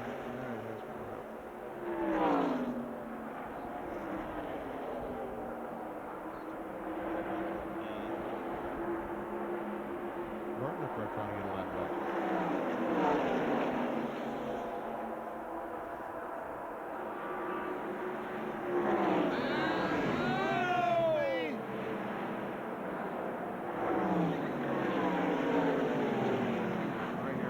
Look at Mark. Oh, my goodness. No brakes. Wow.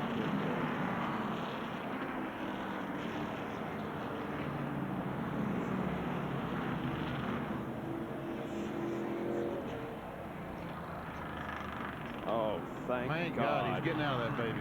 Oh, my God, thank you. Oh.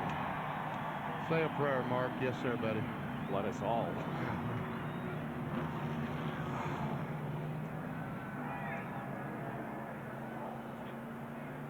Well, we have had a major crash here at Talladega right in front of us, and the car that gave us the biggest scare was Mark Martin, and we can only breathe a sigh of relief to see him get out of that thing because he was without brakes and went a long way, hit 2 guardrails in the process, and finally came to rest against another guardrail and a catch fence. Others involved include Todd Bodine, Jeff Burton there in the number 8 car.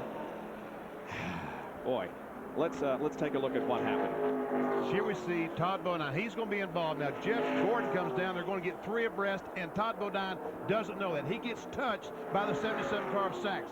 He goes down, hits the 24 car. Sachs, the 8 car, spins, and look at all these cars behind. They got no place to go. Watch Mark Martin. He's hit someone. He has no brakes. Hits the inside retaining wall, and then he goes out of the picture, but he goes through another. We'll see it here. Now watch him. He hits the inside retaining wall. That's the car up in the middle of your screen. Hits the Die Hard 500 sign. Shoots through a guardrail right here. Goes right on through it. Mows it down. Still at top speed and hits another fence and then the guardrail and finally comes to rest. He had to be going 100 miles an hour when he hit the end of that guardrail and then went over to the second guardrail where he finally came to a stop. That was a wild ride, and thank God he got out of there. There are only 2 cars here in front of us that appear to be disabled besides Mark Martin. That's Bodine and Burton, and there was Mark Martin getting out of the car. He appears to be injured, possibly a little bit, but certainly good to see him get out of the car. Let's take a look at it again. There we see Todd Bodine. He gets clipped by the 77 car. He and Jeff Gordon get together, and then now there's no place for these other guys to go. Rudd's involved.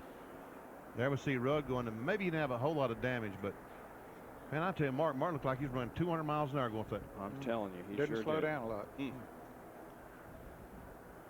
Well, you remember Todd Bodine and Jeff Gordon were involved in incidents together at Daytona, and they have met again. The roof flaps on Jeff Gordon's car deployed. Knock them back down. And here all these cars are coming down pit road. This is the caution flag that Todd Bodine needed, wasn't it? Yep, but his car instead is down near turn number 1, being put on a wrecker or a flatbed.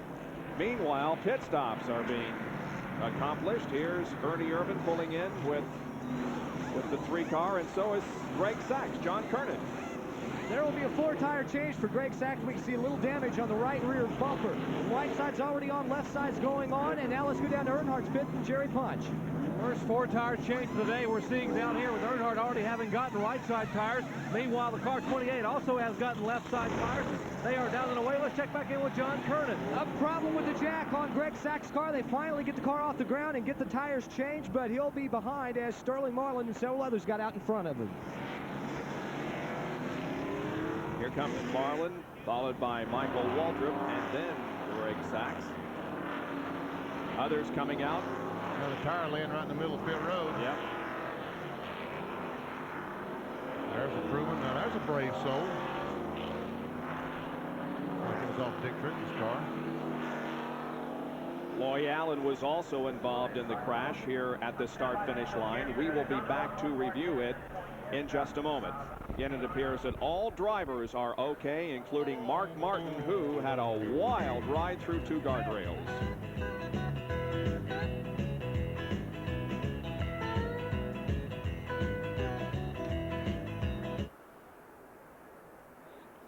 Is this the place where we do Senna? Man, that was wild. Oh. Sure was. Have you got that at real time? Because the thing I think we need to show it, because that was the most amazing thing about the wreck.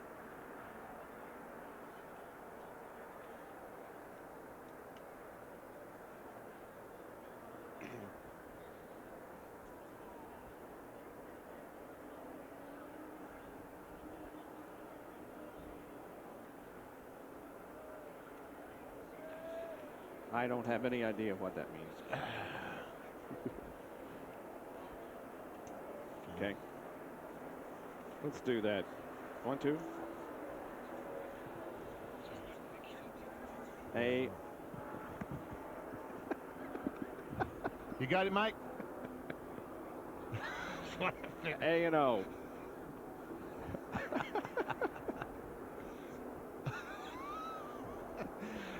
That's what I'm asking. Why?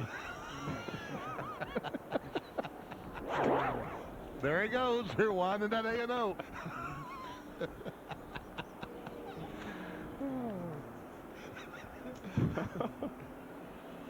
I have no idea what we're doing. You? No. We're doing A and O, but we're going to see some replays right here.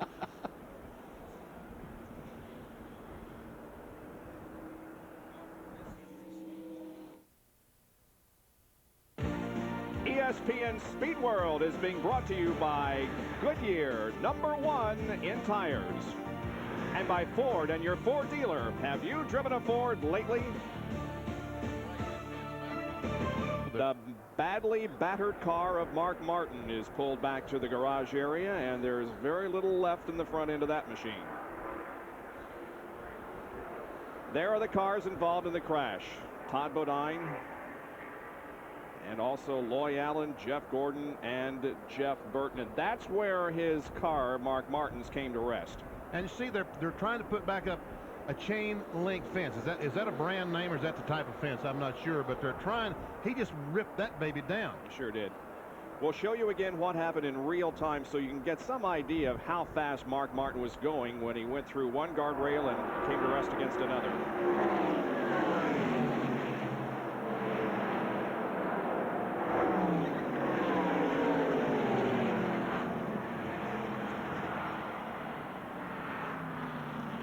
Oh, man.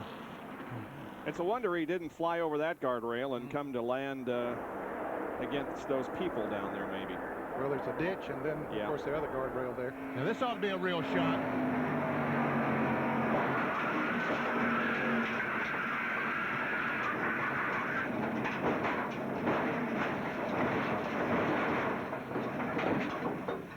How did that camera live through all that? Now, look.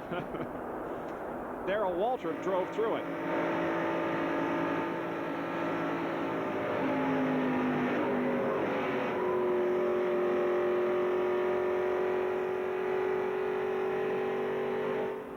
That Darrell Waltrip's got to be the luckiest man on the face of the earth. Here it is from above. Oh, Jeff Gordon, nowhere to go. Look at Darrell down there. There's Mark getting hit. Twice. Yeah. He barely misses Darrell. Whoa, man. He couldn't have missed Darrell 2 inches. We see Rudd spinning down through there. Loy Allen. It's a black car. Is that 12? Yes. Mm-hmm. Check that. And now we're going to be able to see Mark across that road and into the guardrail and catch fence. And again from the in-car. I don't see this.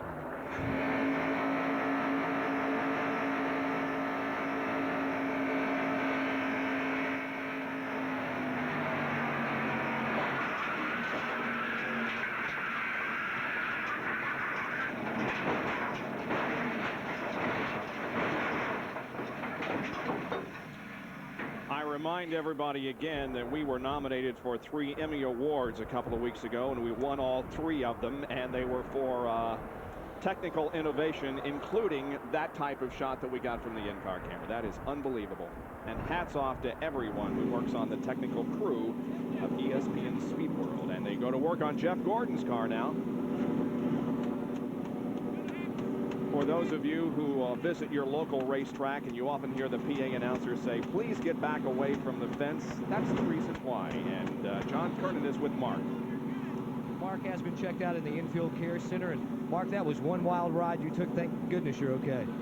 Yeah, I was sure worried about it. The first impact there, I lost the brakes, which wasn't going to do me much good, but it sure is a helpless feeling coming toward that guardrail with no brakes. I know it wouldn't have slowed me down any, but I'd have sure felt a lot more normal if I'd have been able to push on the brake pedal. It scared me a little bit there. I thought that could be a bad one, but thank goodness for those roof flaps. The car didn't get upside down when it turned sideways at full speed. Thank goodness for NASCAR and the rules.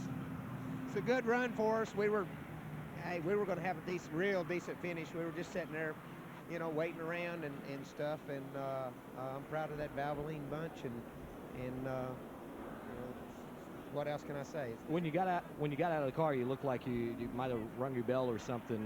Were you hurt momentarily there, or you okay? I guess. I'm okay. It hurt bad, harder than it shows on TV. You need one of those goodies powders. John. Yeah. There's some spots he can't talk about on television. Don't you understand? Okay. I understand now, Mark, what they were talking about. We won't discuss it, but he's okay. That's the most important thing. But a major crash has put several behind the wall. Everybody is okay. Earnhardt will be the leader when we go back to racing in just a moment.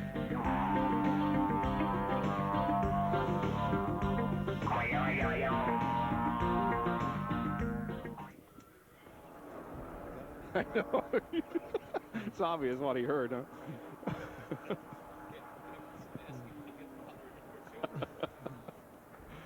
Man, oh man, what a terrible deal. Yeah, I saw that too. I meant to mention it. We got back. I tell you what, that guardrail there didn't slow him down. No, it didn't. That guardrail right there. He just mowed it right that over thing like it wasn't there. Yeah, just mowed it right down. Man. I think you might have missed that. No. Oh, no, he hit it. It's been around. He hit it.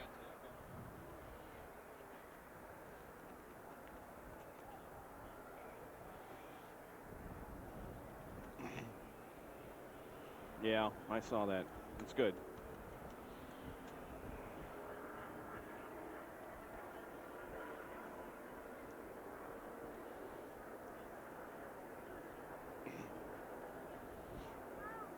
Did you have Ricky Rudd in that wreck?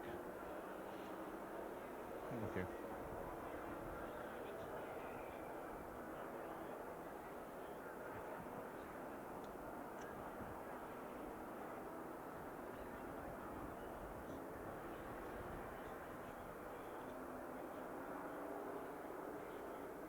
Okay.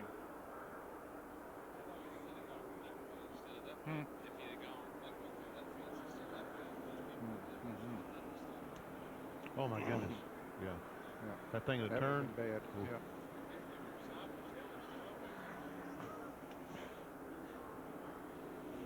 Is that red sign over there? That's about where he'd have stopped. That's the hotel.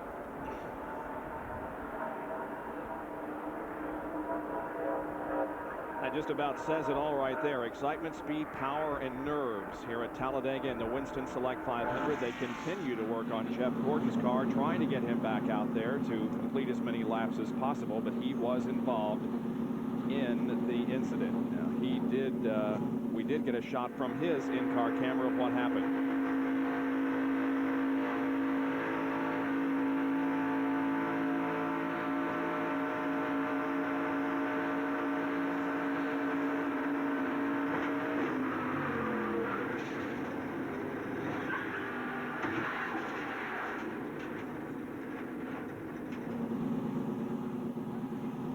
John Kernan is with Todd Bodine. Well, Bob, Todd is coming out of the infield care center. You okay, Todd? You guys had a great run going, then the speeding violation, and it looked like you were in a position where you could get that lead lap back and then some contact out there. Yeah, you know, I messed up, got us a lap down by speeding on pit road. I thought I was in the legal limit, and I wasn't.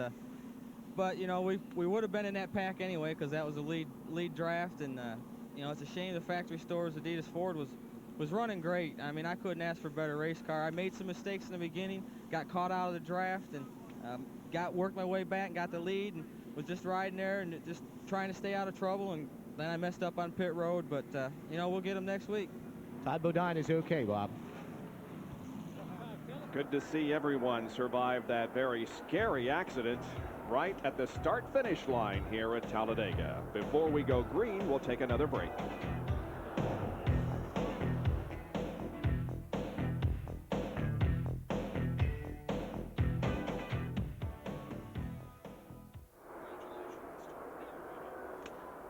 That was great. It really was.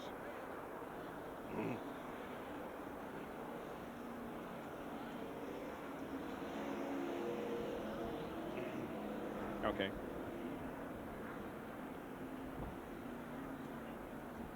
Okay.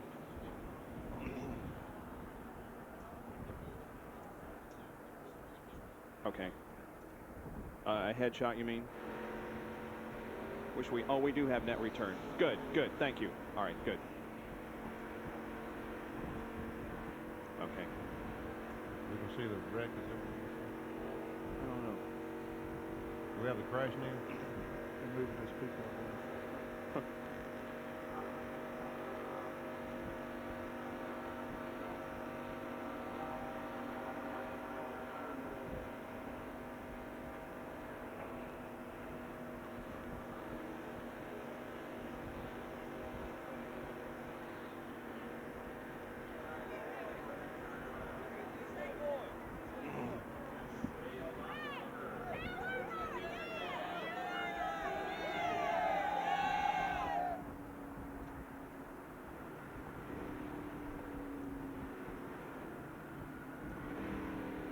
Back at Talladega, and we're just a few moments away from the restart of this event.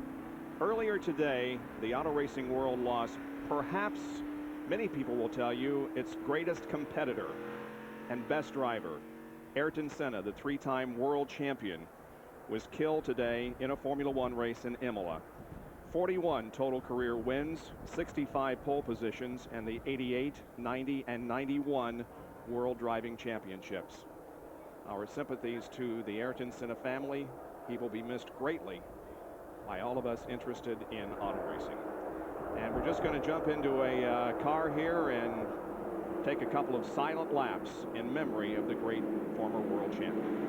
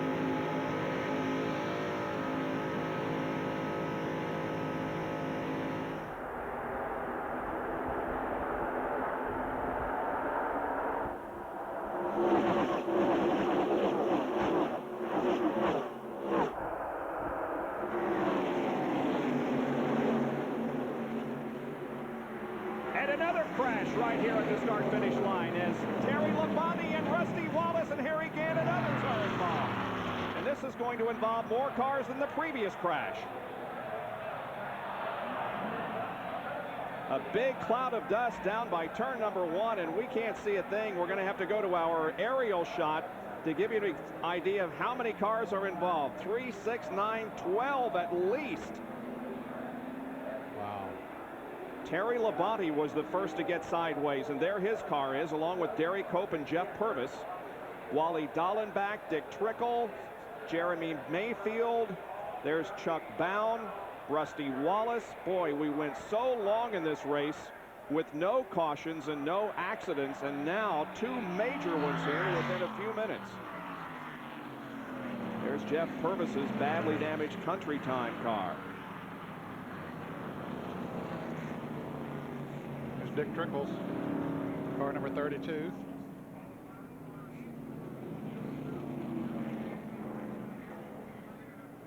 It looks like that somebody touched Terry Labonte and just turned him sideways. He goes down and whap right in the side of Rusty Wallace.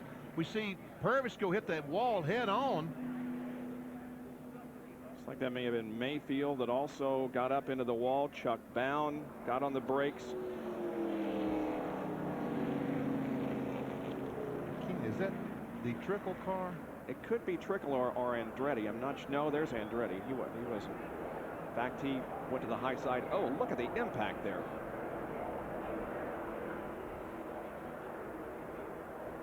Wow. Rusty Wallace is out of his car. So is Dick Trickle. He's assessing the damage. There's Rusty walking away. Terry Labonte is standing there. Man, look at the back of that Kellogg's Cornflakes car. He just hit Rusty for a ton. There's Jeff Purvis. He's walking over to the ambulance. He's okay.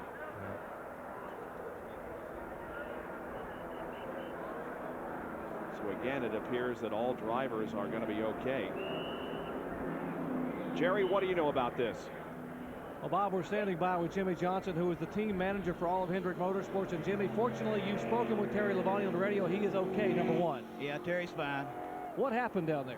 Well, Terry asked on the radio, he said, who hit me? And from our standpoint, it looked like the 27 car got into his rear quarter panel and turned him sideways, and then all heck broke loose. Well, fortunately, Terry Labonte is okay, but the crew is taking off back to the garage area. Now, Jimmy will be headed back that way momentarily. They're going to try. I'm not sure from our vantage point if there's anything they can fix, but everyone's looking for those Winston Cup points. Here it is again. Let's see. Yeah, there may have... It is Spencer's on the inside there. Yep, he touches Labonte just a little bit. Turns him sideways down into another car. It's Harry Gant. And then right up into the wall on the outside. Bounces back down in front of some other cars. Boom. You can see the roof flaps deploying on many of the cars. As they get turned sideways, the roof flaps come up, spoiling the lifting effect that the cars have when they get on there, when they get sideways from the proof positive blimp. Yeah.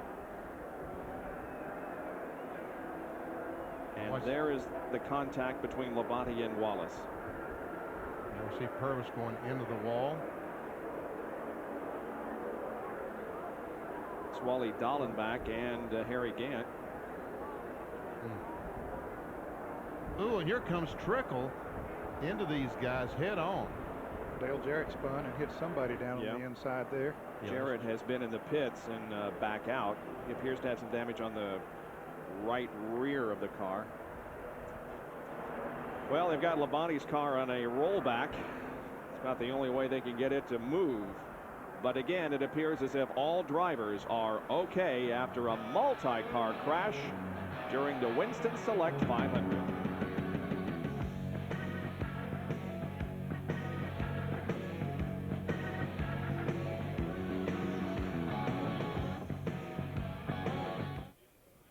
Well, that is quite enough of that. Too much of it. Man. Too much. Yeah.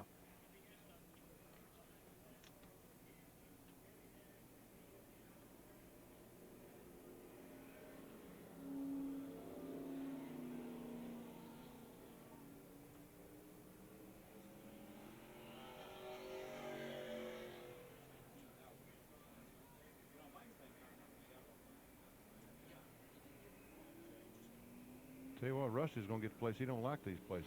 I'm telling you. Daytona. Here. Twice. Yeah. Yep. Okay. So this is, what did Rusty do in the July race here last year? Do anybody know? Yeah, I can tell you. Oh.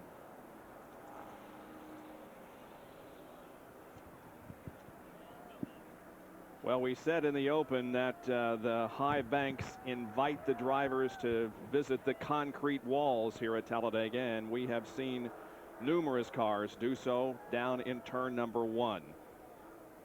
A lot of debris down there, but again, all drivers appear to be okay. There's Jeremy Mayfield's car and Jimmy Hensley. We weren't aware that he was in the crash, but obviously he was. And here it is again in replay. Contact between Spencer sends Labonte sideways. And he goes down, hits Harry Gant, the green and white car. Here goes Harry. Now Rusty's trying to avoid.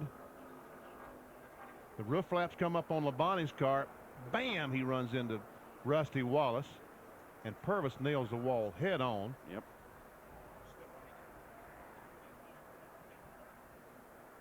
From the Heilig-Myers bumper cam.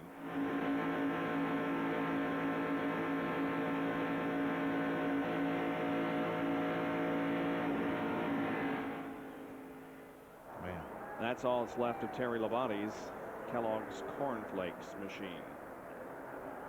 Tell you what, Rusty Wallace is not having a lot of success these big tracks. Last year, remember the flip in Daytona in the 500. Then he came here and crashed in the May race. He finished 32nd in July. He was still running at the finish, but with some problems finished 32nd. Then Daytona this year he crashed, and here again. So, man, Rusty just cannot catch a break. Jerry punches with Wally Dallenbach. One of the 10 drivers involved in that massive scramble down there. Wally, first of all, are you okay? I'm fine. What, other than a little bit, what happened? I really couldn't exactly see. I mean, you know, on the restart, there was 1 or 2 guys in there. They're driving like it's a last lap, and there's, you know, the lap cars are down on the bottom, and there's, you know, somebody's trying to go up the middle and bully his way through, and what happens is we get in 10-car accidents. It's totally unnecessary. We had a good race car underneath us, and, you know, we were having a lot of fun out there. Too bad it cut short. Wally Dallenbach, who had come from the back of the pack toward the front, just another victim here in that incident out in turn 1. Jeff Purvis's car has yet to be taken away from the first turn area. Well, in my opinion, the greatest thing that NASCAR has come up with in many, many years are the roof flaps.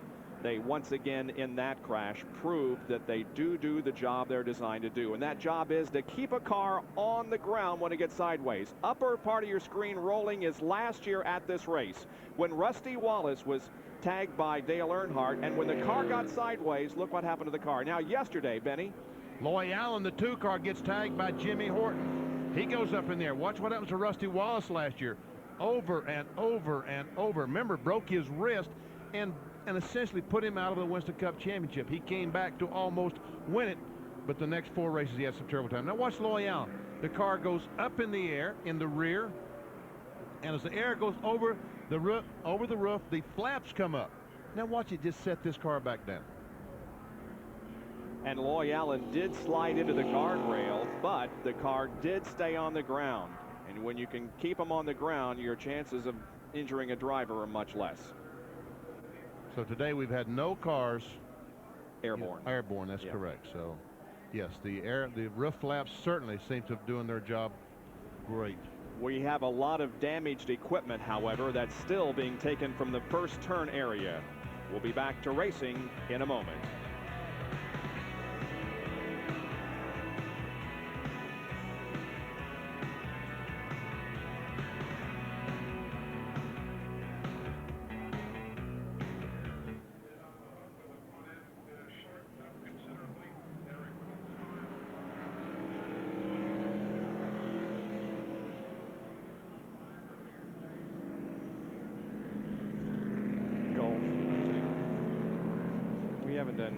Senior golf from Vegas.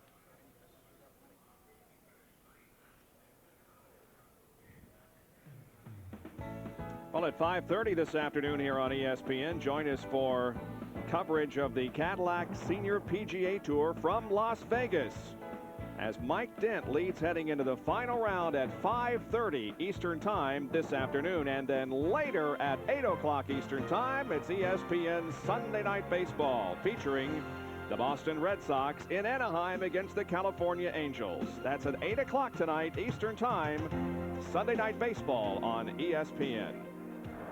Jerry Punch is with Rusty Wallace.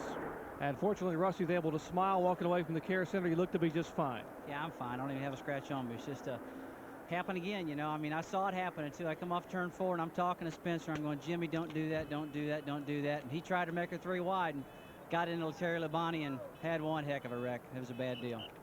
Is it anger? Is it frustration as they try to bring some of these carts back here to get into the care center? Rusty, what is it? Is it anger? Is it frustration? Well, why are these things happening? Unfortunately, we got a great sport here, but unfortunately, we just don't have enough qualified drivers to run this fast. Well, I think that pretty well sums it up as we are here at the care center, and let's check in with John Kernan. Well, Jerry, Jimmy Hensley has been checked out. He's okay. And Jimmy, you said it was just like driving through a bunch of smoke. You couldn't see what happened? No, we just, saw some cars and smoke, cars going backwards, and I just got up against the wall, thought maybe I might sneak through, but the cars come from down on the inside and pin me against the wall, and unfortunately, Petron Plus Ford's out for the day. We had a pretty decent run going, stayed up there all day in the lead draft, and I just like to tell everyone back home, we're okay. Just, didn't really hurt us, just knocked us out of the race. All right, Jimmy Hensley out for today, but he's okay. Let's go back over to Jerry Punch. Well, Jeff Purvis standing here holding his son Clay, and Jeff, you took a heck of a lick out there. Can you believe that what's happening? A little bit of impatience on the racetrack? Well, really, if I'd have done that right there, NASCAR would have been down here, and they'd have been ill with me, but it's senseless. I'm sitting there riding. I've got a car that'll go up front. I mean, I wanted to I want to show everybody this kind of lemonade will get in the front of the field today. And I mean, I just can't believe this. I mean, the ARCA race, we didn't have this kind of problems. I mean, this doesn't make sense to me. A lot of ill race drivers down here, ill at some of the other drivers here for the lack of patience, and certainly which could have been disastrous. Unfortunately, it wasn't at Talladega. Well, the cleanup has concluded down in turn number 1. There is the individual that most drivers are talking about, because there was contact between Jimmy Spencer and Terry Labonte. There we see, just barely touches Labonte in the left rear. Labonte goes down, hits Harry again. Now there's John Andretti, the 14. Let's see how he gets through there. They all go down to the bottom, so he goes by on the outside, and by the time they come back across the racetrack, he's gone. Boy, he barely escaped that deal, huh? Man. John Kernan is with Terry Labonte. Well, Terry's all right. And Terry, a lot of impatience, it seems like, out there on the racetrack today. Well, you know, unfortunately, you got a few people that are that way, and unfortunately, they cause some accidents sometime, and they're able to continue on like nothing happened, and it'll eventually catch up with them. Well, thankfully, Terry Labonte is okay. Bob? I think we've talked with all of the drivers that we had questions about in that accident, so everybody is all right. Back with more after this.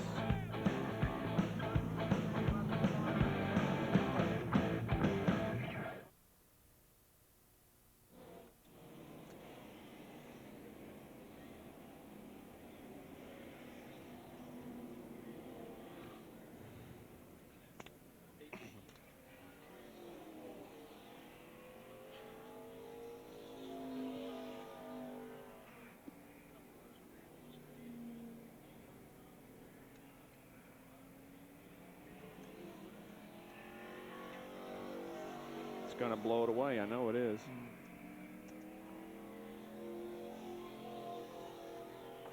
I don't know.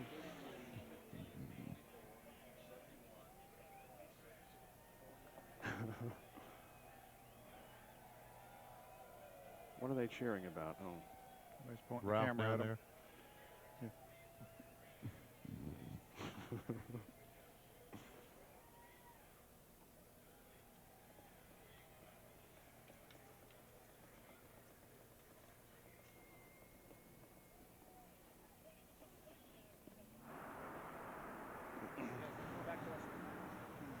Audio check.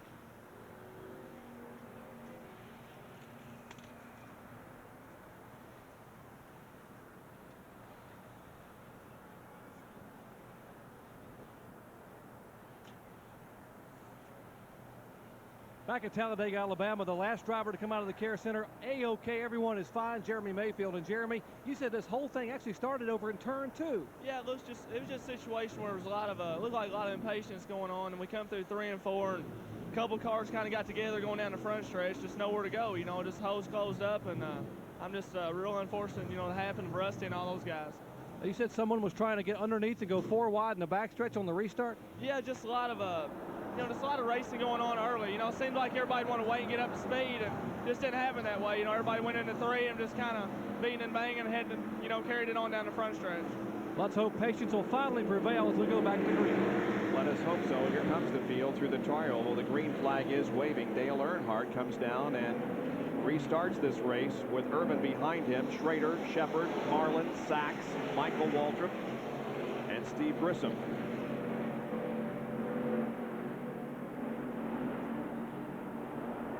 There are 18 cars on the lead lap as we restart this event. The average speed, because of our long caution periods, has dropped to 153.201.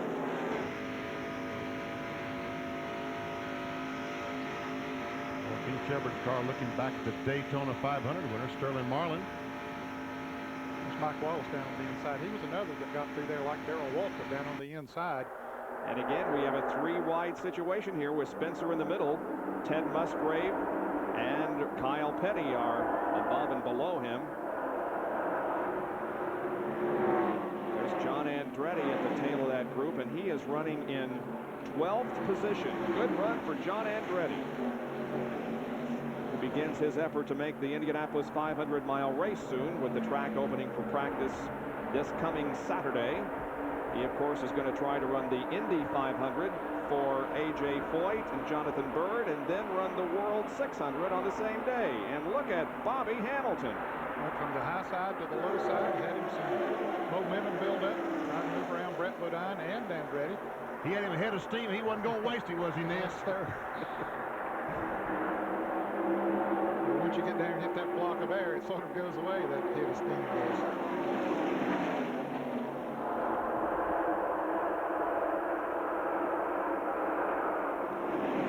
Here's our Busch Beer race summary. Dale Earnhardt, the leader, has led 34 of the first 119 laps. 20 lead changes among 8 cars.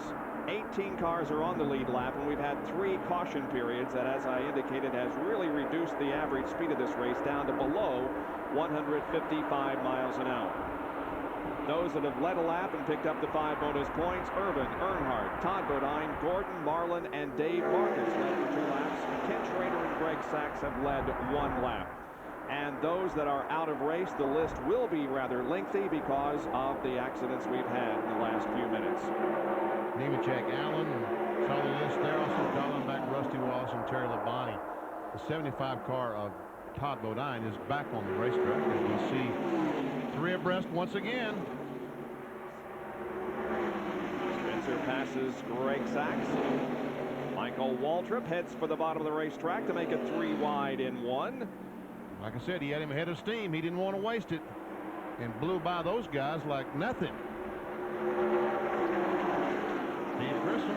Yeah, there's your Alabama boy who's doing a fine job in front of the hometown crowd. Running in 9th spot in the 29 car.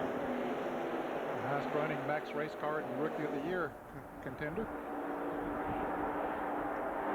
By the way, I want to say hello to all those folks in Maryland. I was up there Tuesday and Wednesday up in Mount Airy, Maryland, and Annapolis.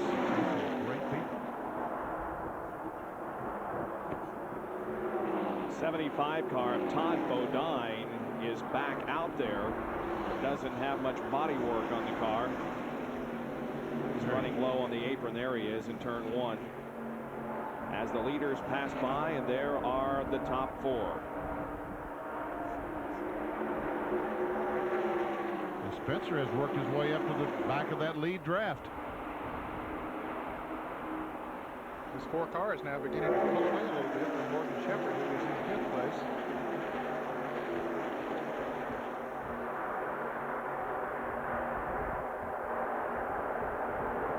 They'll have at least 1 more pit stop to make. There's the second group of cars being led by Michael Waltrip. Out front, it's Earnhardt, who earned 285 more points on super speedways than his closest competitor last year. His closest competitor was Mark Martin.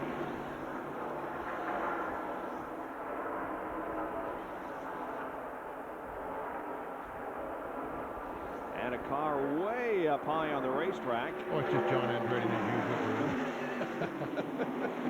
He was a little higher, though, than he was that last time that we saw him. He's kicking up some dust, wasn't he?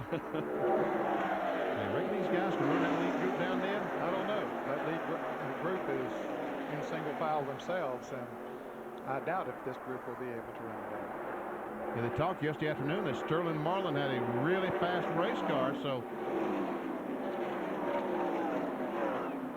And we have Ernie Irvin going to the front again. Here comes Ken Schrader behind him, and Spencer also. So Earnhardt from 1st to 4th in a few feet. And that'll help that second group to catch up when you get them side by side for just a moment. In fact, they've moved in pretty close. Indeed, Michael Waltrip and Sterling Marlin and Morgan Shepherd and Grissom and Speed all now close in on the front 4 cars. As a matter of fact, see how much, when Earnhardt lost that draft, how much space he's lost on the racetrack? They're going to have to hustle to catch up those first 3 cars. Now, they might be able to do it with Earnhardt pulling them as fast as he is.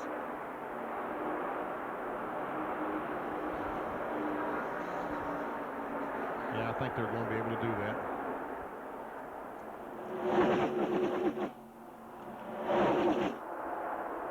Yep. They're together. So Irvin goes to the lead again. Now Earnhardt is going to join Jimmy Spencer at the bottom of the racetrack as Spencer takes second from Ken Schrader, but Earnhardt goes up the track and falls back in single file. Jimmy Spencer now running second behind Ernie Irvan.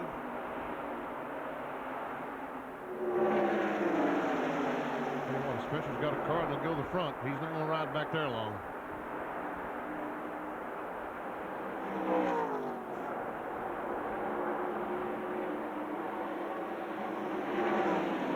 Nine cars in this lead draft. And still 67 laps to go in this one, so anything can happen. Let's review the top 10 at this point as they fan out once again. Earnhardt goes low, and so does Michael Waltrip. Earnhardt's going to leave Waltrip down there. Maybe not. Maybe he's going to come down with him. Yeah, he's coming down with him. I think Earnhardt has visions of trying to get back to the front. Yeah, he just couldn't make it. By himself.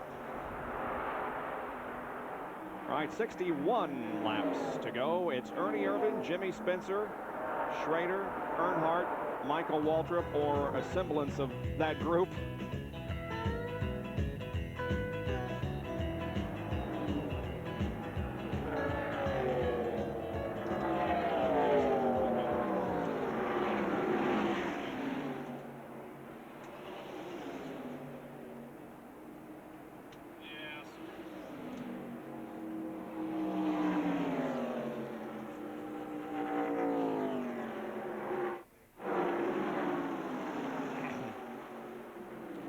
Cars dropped the cylinder pan.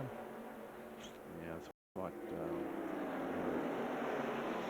They're thinking about parking it. Here he comes on pit road now. They thought about taking it to the garage area, but they're going to bring him down and check it. John Andretti we're talking about. Yeah, but he has lost the cylinder beam pieces. Okay. It's not running as it comes by us. Sure was.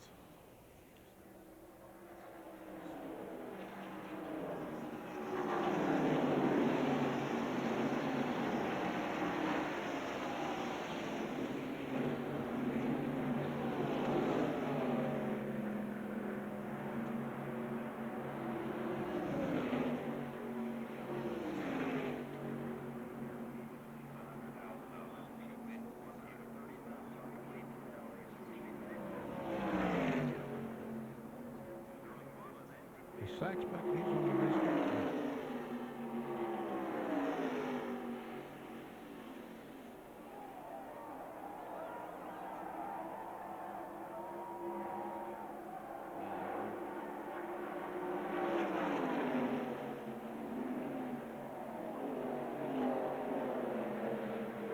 But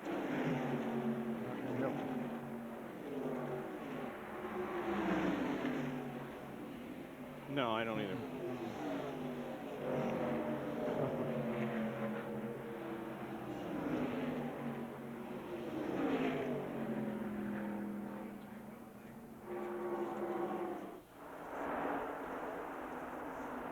Back at Talladega Superspeedway in the Winston Select 500, piloting the MCI Proof Positive blimp, Captain Matt Elkins of Dallas, Texas, giving us some great overhead shots of this massive 2.6-mile facility here at Talladega, and there is the lead draft. Now, Bob, we're down to 16 cars on the lead lap as we see one of those, John Andretti, who was running up there in 12th place, apparently being pushed to the garage area. We understand that he has an engine problem, and Jeff Gordon just went a lap down on the racetrack with his battered car, so there are now 16 cars on the lead lap. That's too bad for John Andretti. He was up as high as 12th. John Andretti has been impressive this year. Last year when he first came to the sport, first few races, he didn't have a lot of success. He said, well, that's just another IndyCar driver trying to run down here. But I tell you what, those guys do have a feel for a race car, as he has proven. Yep. It's still Ernie Irvan leading, Dale Earnhardt, Schrader, Michael Waltrip, who is running in 4th spot now. Sterling Marlin is 5th, then Jimmy Spencer, Morgan Shepherd, and Blake Speed. Great run for Michael Waltrip, huh? Yes, it is. You know, he was running very well in Daytona. Yeah. Daytona 500 was involved in that accident back there with Todd Bodine, as we see Spencer trying to get by Sterling Marlin. And of course, Michael's best finish of the year was at Bristol when he finished 5th.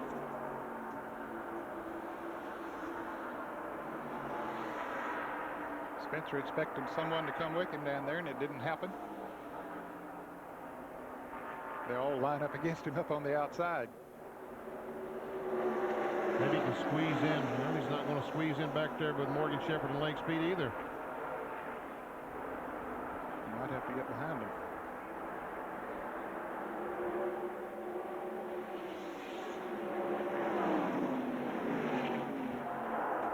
Oh, if he doesn't do that quicker, they're going to lose the draft. Yeah, they really are.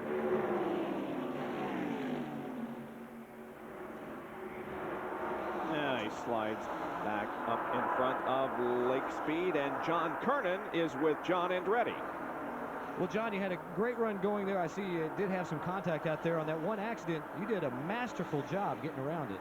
Well, it's one of those things where you just have to be a little bit lucky, and we were lucky there, but we were a little bit unlucky. We dropped the valve in the car, but I forgot to mention one of my sponsors one time I was on, and wanted to mention Beeline, people in Indianapolis. But we'll be back. You know, we get some good runs in. We just can't get them at the finish. One of these days, maybe that'll happen for us. Are you enjoying stock car racing as much as Indy cars? I just enjoy racing. It doesn't matter what it is, and it's a lot of fun to race with these guys. And you know, hopefully someday I'll be able to race at the front a little more often. It's a lot more fun up there. Okay, thank you, John. Good luck next week. And what's wrong with the 28 car? It's more than just being out of the draft. Yes, looks like he's lost a cylinder, flat tire, some severe problem with the 28 car. Here he's leading the race. Earnhardt right behind him. This is in turn 4, and boy, Earnhardt almost gets him, not realizing he must have lost power. Jerry, what's going on there? Well, actually, we're standing down in their pits, and Larry McReynolds and Robert Yates were here talking. And Larry said the car just got very, very loose. Let me ask Larry while we're standing here. Larry, what happened here? Why did he slow down? He said he just got real, real loose, I think, up there in 3 and 4. You know, he hadn't really said much about the car since that last stop, but he did say it got real loose then. I guess Jim Phillips said he almost hit the wall. Well, he gathered it back in, and it appears to be coming back up to speed, so a near miss once again for Ernie Irvan. Just lost a lot of positions on the racetrack because of it, and now has a job to get back up front. Morgan Shepherd in the drivers meeting today got up and announced that he hit a spot up in 3 and 4 yesterday, that his car just suddenly became very, very loose. He said that he felt like it was where they put tar in the crack across the racetrack, and possibly that's what Ernie Irvan hit. Could be the same thing. We watch Morgan Shepherd now as he runs in the 7th position. Started 12th, has been as high as 4th, as low as 31st, hasn't led a lap, but has been in contention since the green flag drop. Comes through the tri-oval. Back to the start-finish line. Heading turn 1. Now he's going to reach over and get him a good grip. Turn that baby.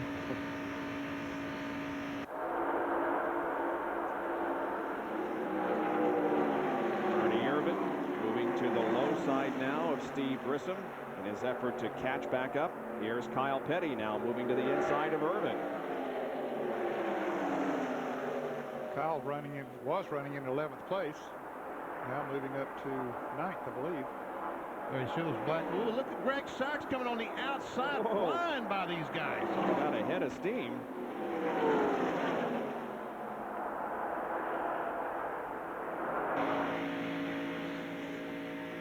Mike Wallace, a Heilig Myers car. He's right in the middle of this pack. He's a lap down. Shown in 17th. Yep. That's the Family Channel car direct in front of him of Ted Musgrave.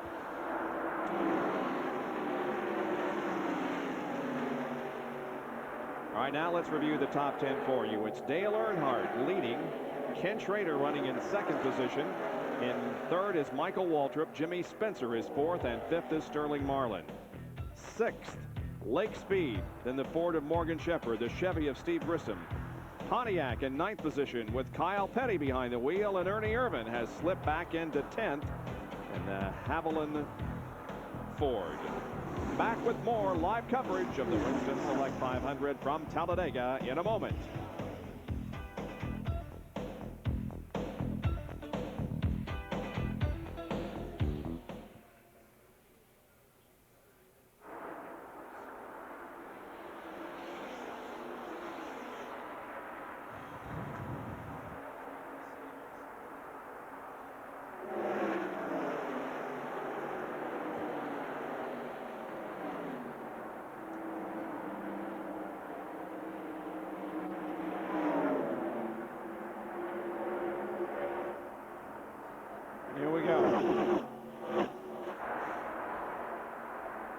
We're not hearing any sound effects. Are you sending some out to the folks, Mikey? No. Yeah, then they don't send us effects. Right. More my request than anything, I think.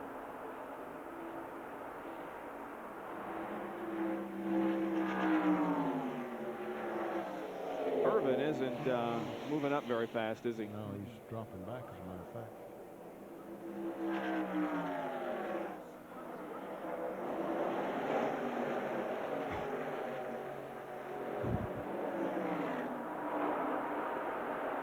ESPN Speed World at the Winston Select 500 in Talladega, being led by Dale Earnhardt, and looks like we got some deal making going on. That's Jimmy Johnson, the team manager for Hendrick, with Kenny Schrader, who's running second. He's talking to Richard Childress, the owner of Dale Earnhardt's car. John Kernan, what are they talking about? Well, what they're talking about is pitting together, but I don't know if Earnhardt's team is going to want to stretch it as far as Ken Schrader may stretch it. They may stretch it up to lap 162 and then try and go the rest of the distance on only one can of fuel. That would cut their pit stop in effect in half. But they think they may have to have one full can, just a little bit more. Jerry Punch? Now, Earnhardt pitted on lap 105, and he's been running about 50 laps on a tank of fuel. That would put him in around lap 155. They could probably go to 158, but I would doubt they would even want to think about going to 162, because that would mean he'd probably coast down pit road. Now, 150 to 155 in that range, 158 maybe, and they would love to have Kenny Schrader pit with them to have a dancing partner. Another driver that has been competitive all afternoon is running back there in what? 6th position, Lake Speed. Yeah, he is 6th spot. He had a good run in the Ford Quality Care. Ford number 15. He started 18th on lap 111. He was 11th, slipped back to 13th, and then began the climb to 9th, 8th, and now 6th at 140 laps.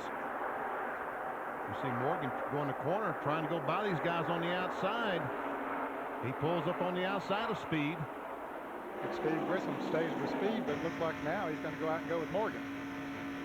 Great shot looking back on Steve Grissom from Morgan's car. Greg Sachs directly behind those cars. There's Ernie Irvin. And Irvin isn't moving up the way he thought he might. John, what'd they decide? Well, they're talking it over right now. Jimmy Johnson and Ken Howes, and Childress has made his pitch. I asked him after he left if they had struck a deal. Jimmy said, well, we're thinking about it. So we'll hang around and see what they finally decide. Okay.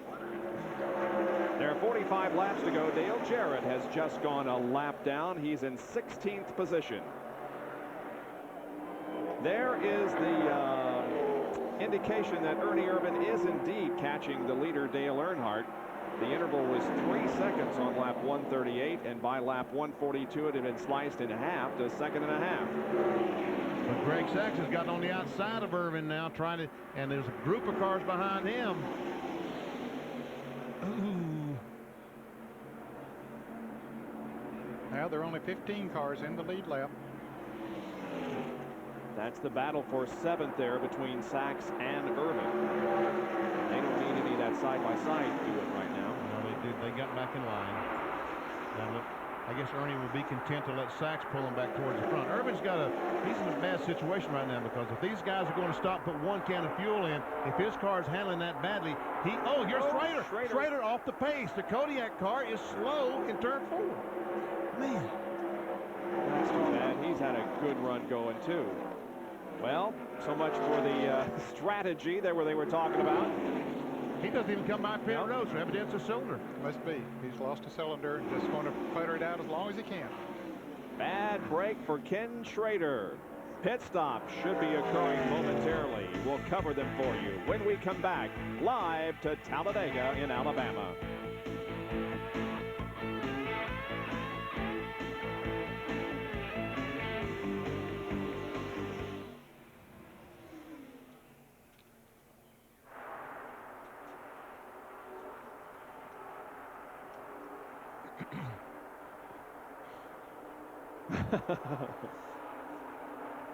Hey, guys. Yeah. And Schrader picked it back up because he switched ignition boxes, and he radioed in and said that it seemed to help. But when he came by me just a moment ago, it did sound like he was running on about 7 cylinders. But now let me hear it. No, now he sounds fine. He's back up on all 8 now. Okay.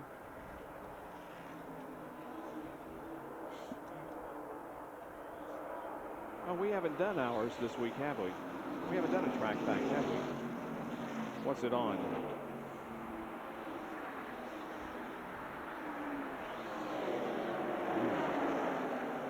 Yeah, do it now. I want to lead to it.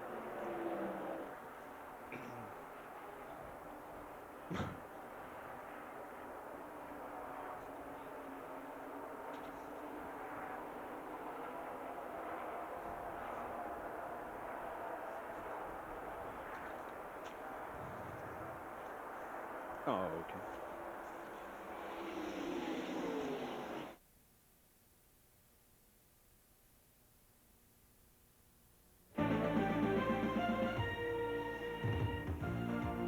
Track Facts are brought to you by Quaker State, the intelligent oil for longer engine life.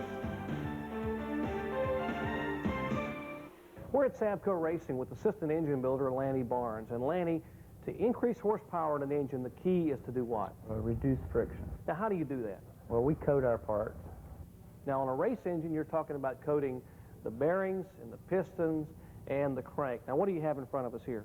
Today we have a coated cleveite bearing versus the non-coated. And These are the non-coated here on, yes, on this sir. side, and these are the coated here. Yes, sir.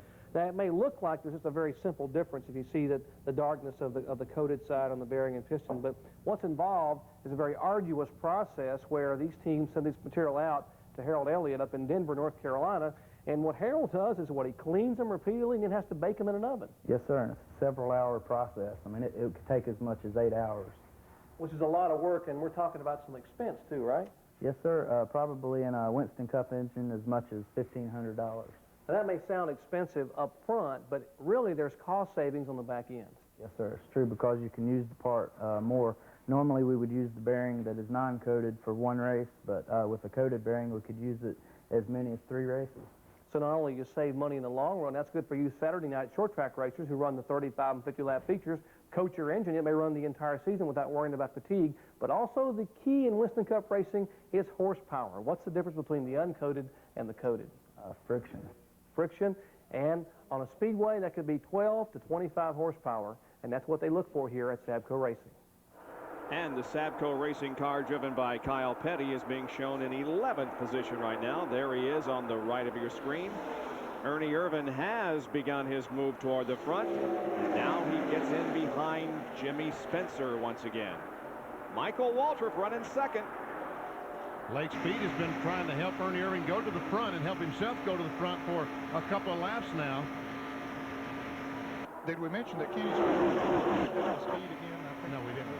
He seems to have he switched ignitions and seems to be back up to speed. He's lost the draft, but he's still out there on the lead lap.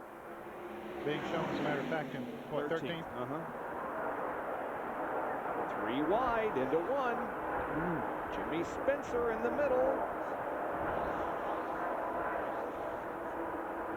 Looks like Irvin might make it 3 wide down the backstretch. Looks like he's got a run going. Spencer's living up to his nickname, Mr. Excitement, today, isn't he? He's getting very exciting here. Lake Speed going to try to go with Irvin. Didn't quite make it. No. Now Ernie Spotter will tell him to move up, and he should slide in there and by in front of the 77 car. I'm sorry, Greg Sachs. Well, he stayed down low. Well, no, he's back up there now. And Steve Grissom is learning a lot about drafting this afternoon, isn't he? He sure is. Doing a great job.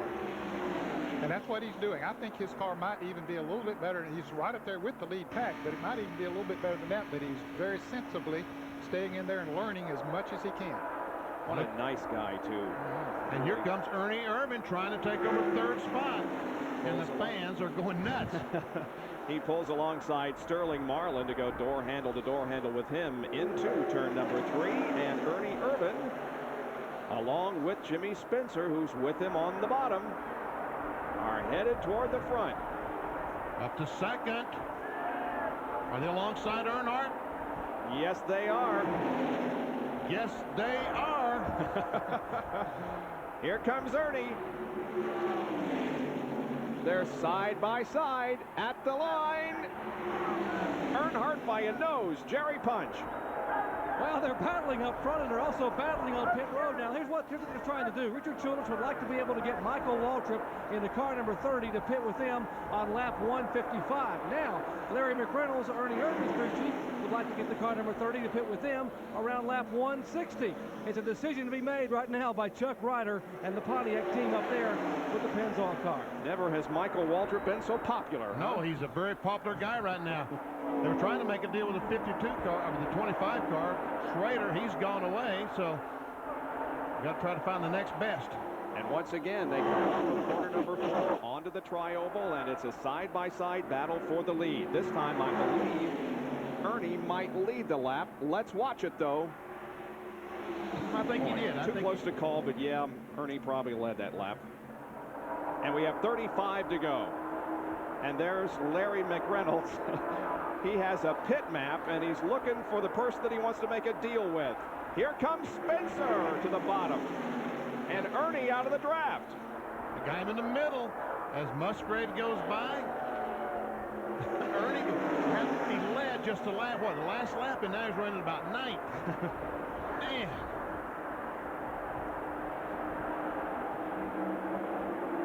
Now Larry McReynolds has moved over to Lake Speed's crew and says, let's make a deal. Johnny Wingo said, well, okay. What are you offering?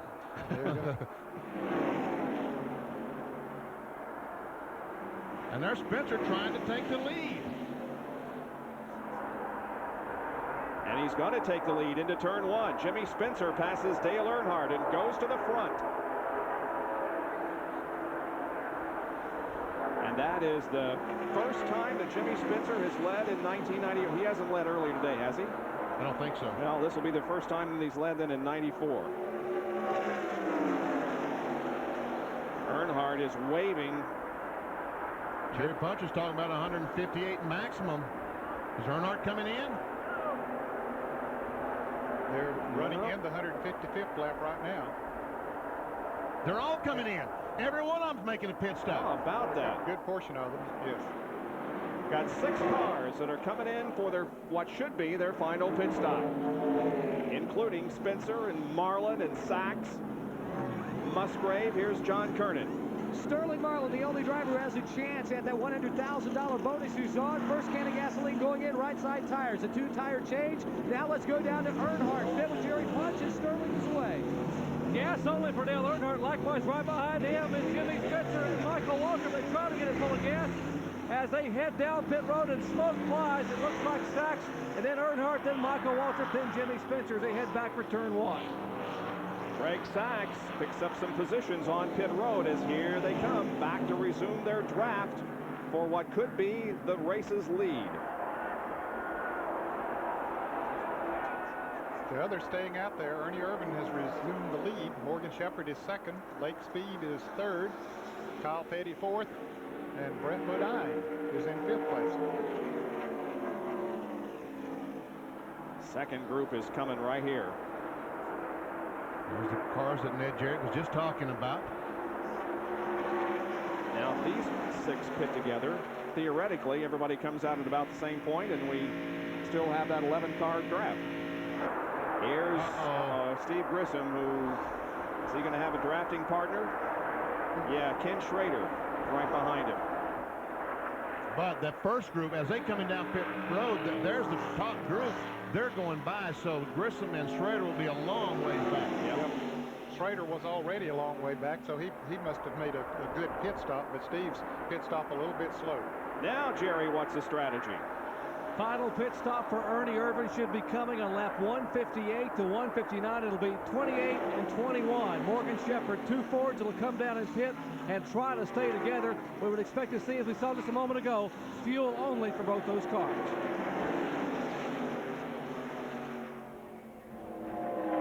Well, don't you know, Ernie Irvin would love to have 4 tires. If his car is loose, not handling as well as he'd like for it to, he'd love to stop and get 4 tires.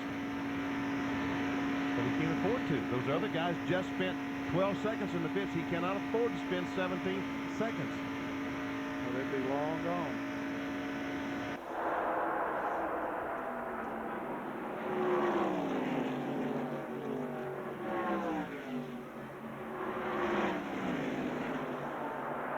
comes the 55 car of Jimmy Hensley back out onto the racetrack.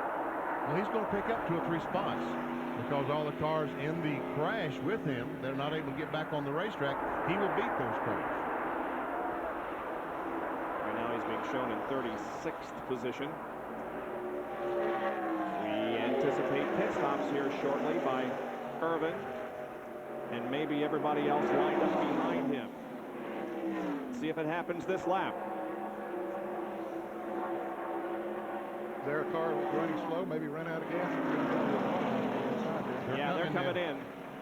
All 5 coming in with 30 laps remaining. Morgan Shepherd pitting all the way at the end of pit road as he follows Ernie Irvin, follows him. Ernie goes into his pit. Now Morgan's got to come all the way down. Here's John Kernan in Lake Speed's pit. Donnie Wingo and the crew have carried it as far as they can. Only 1 can of gasoline. And Kyle Petty is waiting 1. Dr. Jerry Punch. They're pushing up on the spoiler here on Ernie Irvin's car, trying to get the spoiler pushed up as the cars go by. Here is Lake Speed now headed down behind Irvin. They told Ernie to bring it as close to the wall as possible to get those fuel cans in, and they were pushing on that spoiler because Ernie continues to have a loose race car. This could work out here where they join in at just about the speed of the 5 coming down. What do you think, Ned? Well, I think Morgan Shepherd and Kyle Petty are going to be okay, but I think Ernie Irvin is they're going to blow right by him and Lake Speed. You'll see Earnhardt coming up on him, and he has full speed, and they don't have yet. It takes at least a lap or a little over here to get up to full speed. Here comes Earnhardt and them. They'll just blow right on by them. But they'll be able to pick up the draft of these cars that are running together and should get back up to speed a little bit quicker than normal. Dale Earnhardt leading Marlin and Spencer, Sachs and Waltrip. 28 laps remaining in the Winston Select 500. Been a great race so far, and it's anybody's race right now. We'll be right back.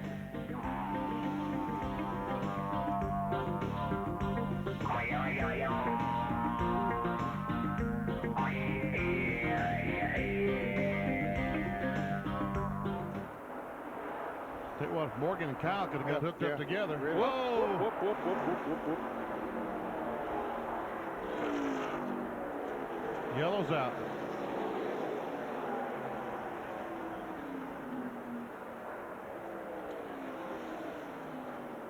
Kirk, you're in a bad spot there, buddy.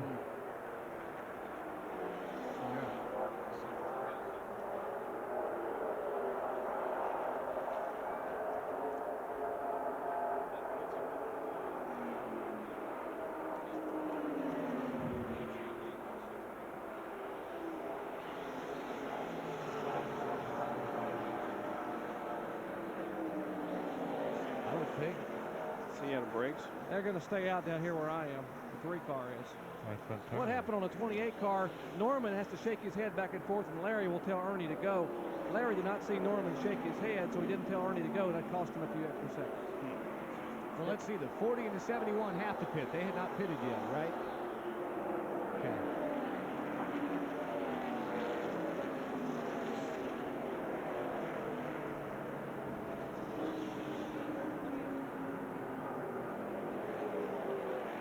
Is going to pit and fix the spoiler. Greg Sachs. They are going to pit down here. I think Greg Sachs is going to pit and take tires. Well, Ernie will change tires while he's there, I'm sure. I don't think Sterling's going to pit because they changed tires on their pit stop. Right sides, anyway. They did, huh?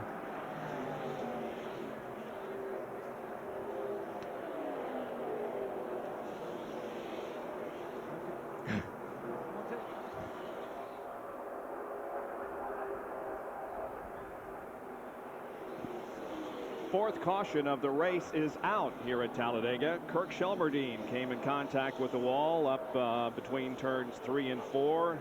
Damaged the right side of the car. He was able to drive the car into his pit area, and they're working on the right front right now. Now, what's going to happen, Jerry Punch?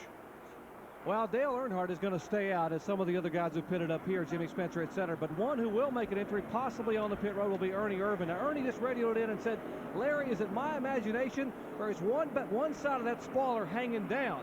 So apparently they said they're going to come in and try to repair the rear spoiler. The crew's not really sure what the problem may be, but Ernie says, looking in the mirror, there's something wrong with the rear spoiler. So Ernie will come on to pit road again. Yeah, you can see it's a little bit lower. Your eyes are better than mine, Bob.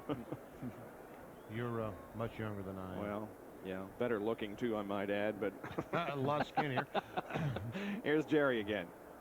Apparently, with all the pushing and adjusting on the rear spoiler with Ernie's loose race car all day, the spoiler now has gotten so weak where it's hanging down. So they're going to come in and use a screw gun to put a screw in the spoiler. And now that everyone realizes that Ernie's going to come in, there's a possibility that Dale Earnhardt may also make an entry on the pit road, as now the Goodwrench crew begins to scramble a little bit and think about possibly putting some tires on that car, as they will indeed make an entry on the pit road. Here comes Dale Earnhardt, car number 3, who won the July event here at Talladega last year. And yes, indeed, he will come down pit road. A large crack across the windshield. In fact, 2 big cracks running all the way across the windshield of Earnhardt's Goodwrench Chevrolet, as they will change all 4 tires. Now Ernie Irvan, you see the crew now working on the rear of the car. They will put a pop rivet or a screw into the right side of the spoiler to try to hold the spoiler up. Apparently at speed, that spoiler will even bend down further than it already had. Earnhardt is down and away. The other routine pit stops are down and away. And now the NASCAR official comes around to watch the work being completed on the rear of the Haviland Ford Thunderbird. That's Larry McReynolds. They have put a screw in. They have pushed the spoiler back up. Ernie puts it in first gear, and they said, well, wait a minute, it's not tight. It's not tight. So whether they have to come back in, to tighten it up one more time, and Ernie will be headed back down pit road. 41.5-second stop for Ernie. Tell you what, that's pretty impressive. He's been able to run around there if that thing, the spoiler is laying back on him down the straightaways. During this caution, 2 drivers, Mike Wallace and Darrell Waltrip, got their laps back. The leader of the event is Sterling Marlin.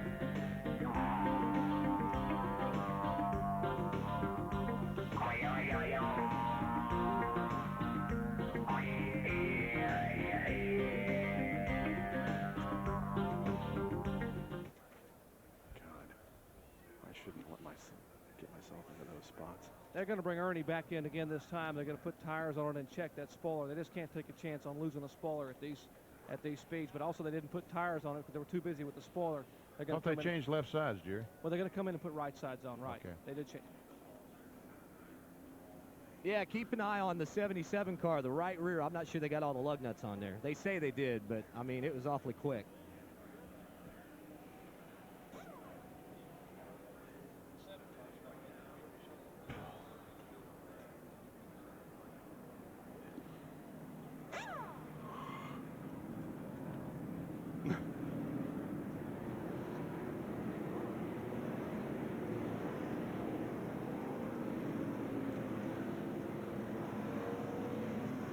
Here's Ernie back in. You taping that pit stop?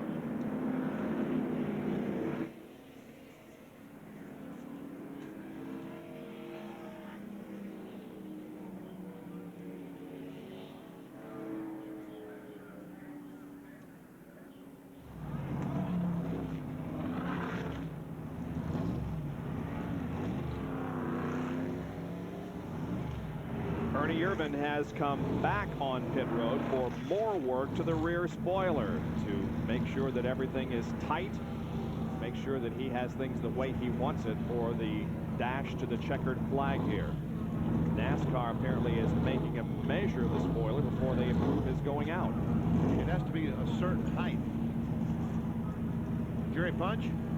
Well, Benny, it has to be a minimum of 40 degrees, and when it came loose and began to bend backwards on the car, if he were to win the race and come down, the NASCAR rule is that you come off of turn 4 after taking the checkered flag, if your spoiler is less than 40 degrees, you will be credited with last place finish. So they can't take a chance here today. Under caution, they check the spoiler to make sure it's at least 40 degrees on the back of that car. Here's the top 10. Sterling Marlin, your leader. Jimmy Spencer is second. Then Steve Grissom. Dave Marcus running fourth. And Greg Sachs is fifth. Sixth position being held by Lake Speed. Then Bobby Hamilton, Michael Waltrip, Kyle Petty, and Ted Musgrave. Our next NASCAR Winston Cup telecast will come to you from Sonoma, California, Sears Point International Raceway, the Save Mart Supermarket 300. That's at 4 o'clock Eastern Time, Sunday, May 15th, 2 weeks from today. We'll be right back.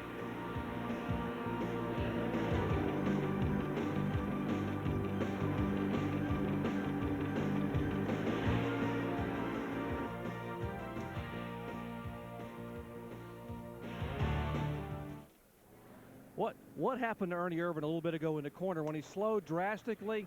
That's what the crew now realizes happened. The bolt had backed out of the spoiler, and the spoiler was getting pushed flat when the car was in yaw in the corner, and that's why the car almost went around. The spoiler almost came off. That's why he had to slow so abruptly. They didn't know what was wrong either. They saw the opening here, and the spoiler was bent down on pit road. But that's what happened about 20 laps ago.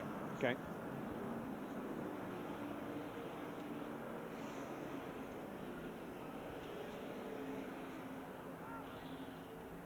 Greg Sachs just came back in, took on left side tires this time. They also tightened the lug nuts on the right rear. I didn't think they got them all tight.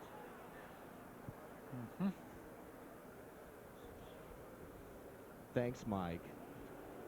Hey, Mike. Mike. Back your head out. Nice sunglasses.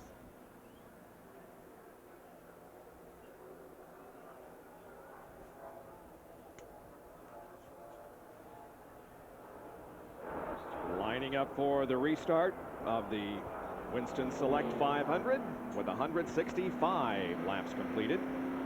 You know, we were talking about our next race at Sears Point on the road course. There are several drivers who have signed up for Skip Barber's racing school to hone up on their road racing skills, including Todd Bodine and Mike Wallace and Steve Grissom, Joe Nemechek, Jimmy Hensley, and Jeff and Ward Burton. There is the proof positive MCI blimp, which has been providing our overhead shots all weekend long here at Talladega, and we appreciate the work and the pictures that they have provided for us. And I want to invite all the folks around Winston-Salem this Thursday to come by the Benton Convention Center, and they're going to have a celebrity chef day. Oh, buy boy. lunch. Oh, boy. Are you going to be cooking? They can find me in the dessert department there. The Now, Sara Lee booth, I'll have desserts. Please understand, he will not be serving or baking them. He will be eating them. No, I'll be serving them. okay. Hud Strickland's going to be there. So that ought to be fun. It ought to be fun. Benton Convention Center starts at 11 o'clock Thursday. By the way, how's your diet? You notice how he gets and real that from quiet. Thursday won't help either, working in the dessert For sure. All right, we got some serious racing to do here, so let's sober up and get the green flag. Restart this race. Sterling Marlin going for $100 grand bonus here today. And the possibility of $1 million if he can win this race and either the World 600, Coca-Cola World 600, or the Southern 500 at Darlington. Back under green. Jimmy Spencer laid back, Ned, to get him a running start. And watch this. He's going to blow right by Sterling, I do believe. Maybe he's going to try to get away from this group of all these cars. He knows Earnhardt. Steve Grissom up there in third place, and Dave Marcus hanging right on there in fourth. Marcus had not made a pit stop, so he assumed the lead and came out in good shape after making his pit stop. Remember, we talked earlier about how this track has produced a lot of first-time winners. And certainly the possibility looms of that happening here this afternoon. Spencer has not won. Neither is Grissom. Neither is Michael Waltrip. Right? Boy, the 28 car, Ernie Irvan, is mired in heavy, heavy traffic back there. They're 3-4 wide right in front of him. Darrell Waltrip, as we told you, got his lap back during that most recent caution, so he is up to 14th. There's Ted Musgrave, who is in his 100th NASCAR Winston Cup race on the right of your screen. He's in 11th. Wow, he was up there on that outside and just took off. Musgrave, there he is, right in front of Brent Bodine. Walker goes blowing by Bill Elliott. Elliott is last round. Yeah, in 18th.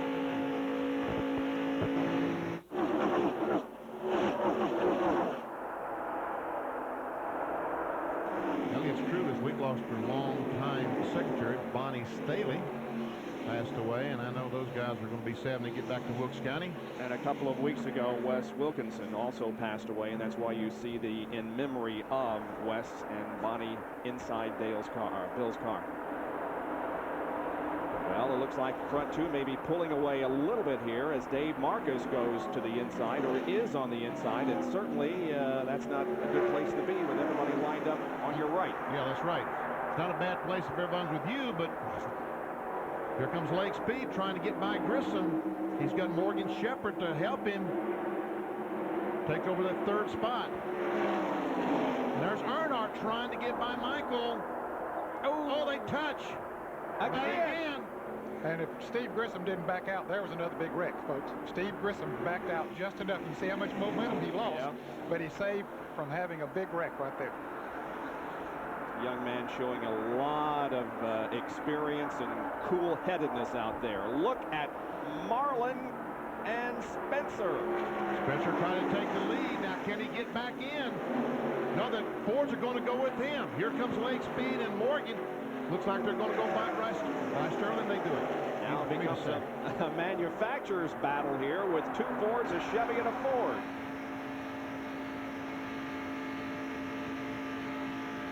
This is really not too good. Looks like Earnhardt and Michael are still side by side. They are.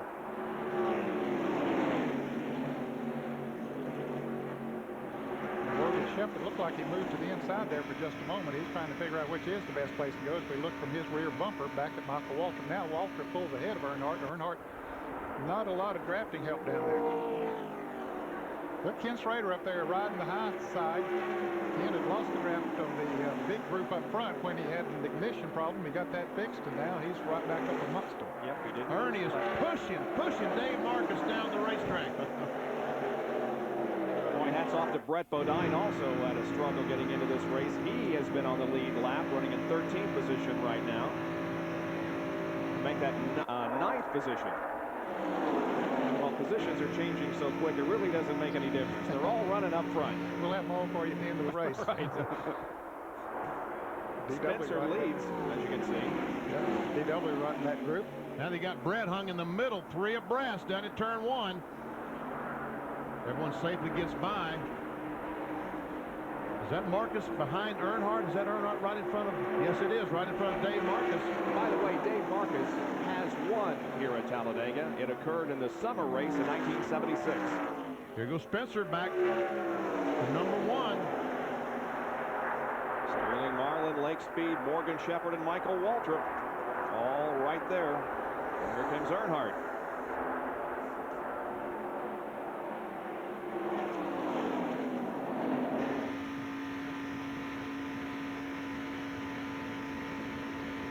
This just should be an incredible finish here. If you're just joining us, stay with us. Just a few more laps to go at this Winston Select 500.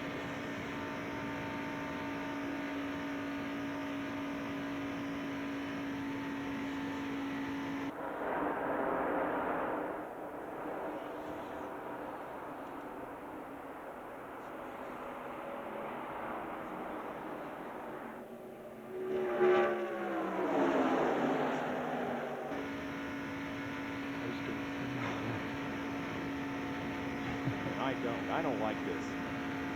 I've been scared once today with Mark Martin, but I don't want to do it again.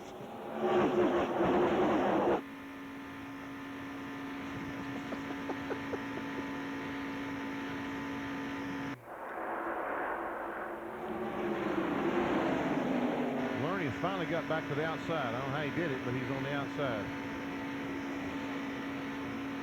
That ain't doing him any good. Marcus is going better on the inside. Michael, they're running side by side again. Yeah, they are.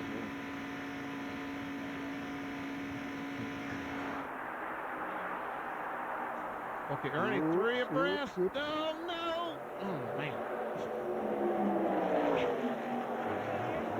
I didn't think Michael knew he was there.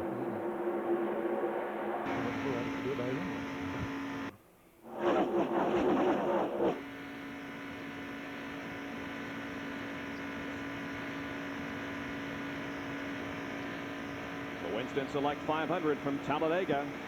174 out of 188 laps completed. Jimmy Spencer is the leader. Sterling Marlin second. Morgan Shepherd, Dale Earnhardt, Michael Waltrip, and Ernie Irvan moving to the inside of Michael off turn 2. Boy, he has a fast race car, Ernie Irvan, when everything is okay on it. Apparently they got everything okay now. Musgrave went with him, trying to help Ernie out, trying to help himself and Ernie out. Yeah, he knows if he can follow that 28, stay right on his bumper, he's going to gain a lot of positions. There's Ken Schrader. He thinks the same thing down on the inside.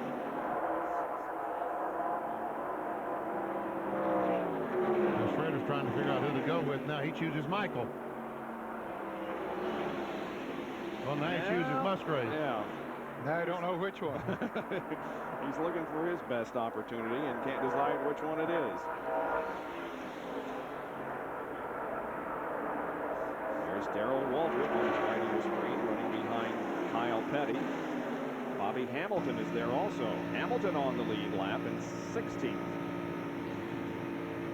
We have 17 cars on the lead lap again. We've gotten down to 15, but Waltrip and Darrell and Mike Wallace got back on the lead lap during that last caution.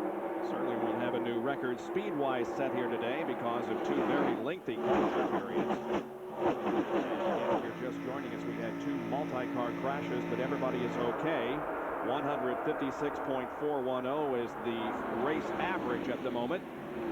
And look at this. Earnhardt and Irvan going together to get by Morgan Shepherd. They make it. Here comes Michael Waltrip trying to go as well. He needs for Ken Schrader to come on and help him. Morgan Shepherd is going to pick up the draft of Irvan there and maybe move right on back out there. He does. Jimmy Spencer, the McDonald's car, leading.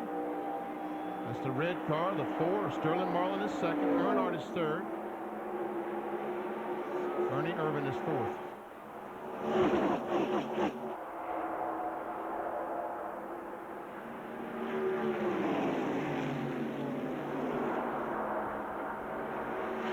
They cross the stripe and there are 11 laps to go.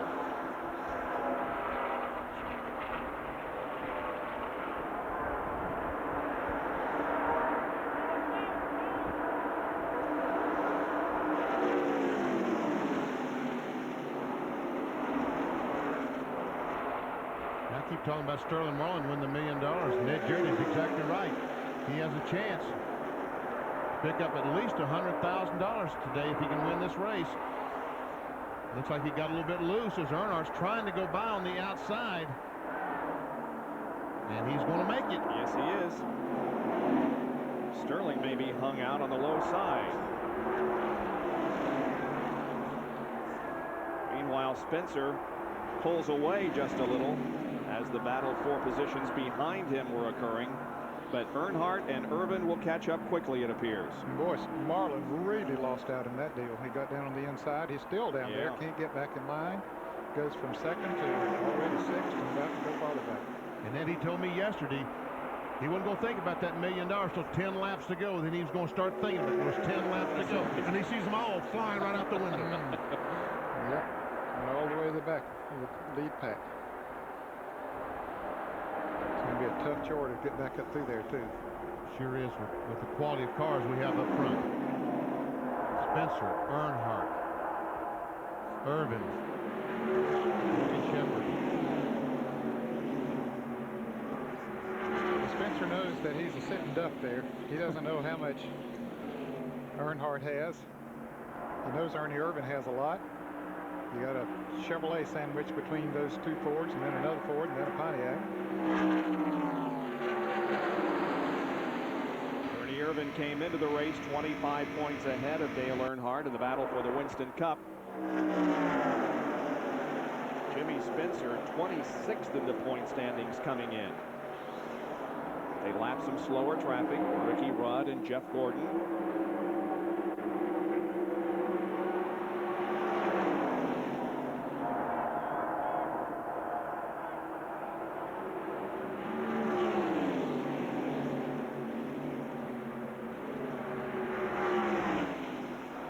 This situation reminds me so much of the IROC race that was run here yesterday when Steve Kinzer got into the lead, and I think that most people, including myself, quite honestly, thought that with him out front, he would be the most unlikely to win the race, that everybody would gang up and pass him, but he did not, or they did not, and Kinzer went on to win the race, and now you wonder if the same thing is going to happen here. Well, if Earnhardt and Ernie Irvan work together to get by Spencer, then he is a sitting duck. But, look, Kenny Schrader passes Walter to take over the 5th spot. If they work together, then they can get by Spencer. If they start fighting each other, Jimmy's going to say, see ya. Yep, if they get side by side battling each other, that'll give Spencer the advantage. Down to 7 laps to go. I don't think it's time yet to make the move. The fans anticipated it. The fans are just going crazy. Okay, so when is the time to make the move? I'd say a couple of laps to go. Probably. But Earnhardt, I think Earnhardt's exactly where he wants to be. Because if he gets in front, he's going to make that race car awfully wide for Ernie Irvan. Dale Earnhardt, a 6-time winner here. I think Irvan is trying to wait for Earnhardt to make his. Ever see Greg Sachs and Ted Musgrave side by side? As Musgrave is a loser, he's got no one to go with him. I think Irvan wants to go with Earnhardt and pass him at the same time as they get by Spencer. That would be his #1 priority, because he realizes if Earnhardt gets out there by himself, it's very, very difficult to pass. Now those guys back in the back that's doing that jockeying around, they got no choice. They need to get themselves in position as quickly as they can to pick up some extra positions.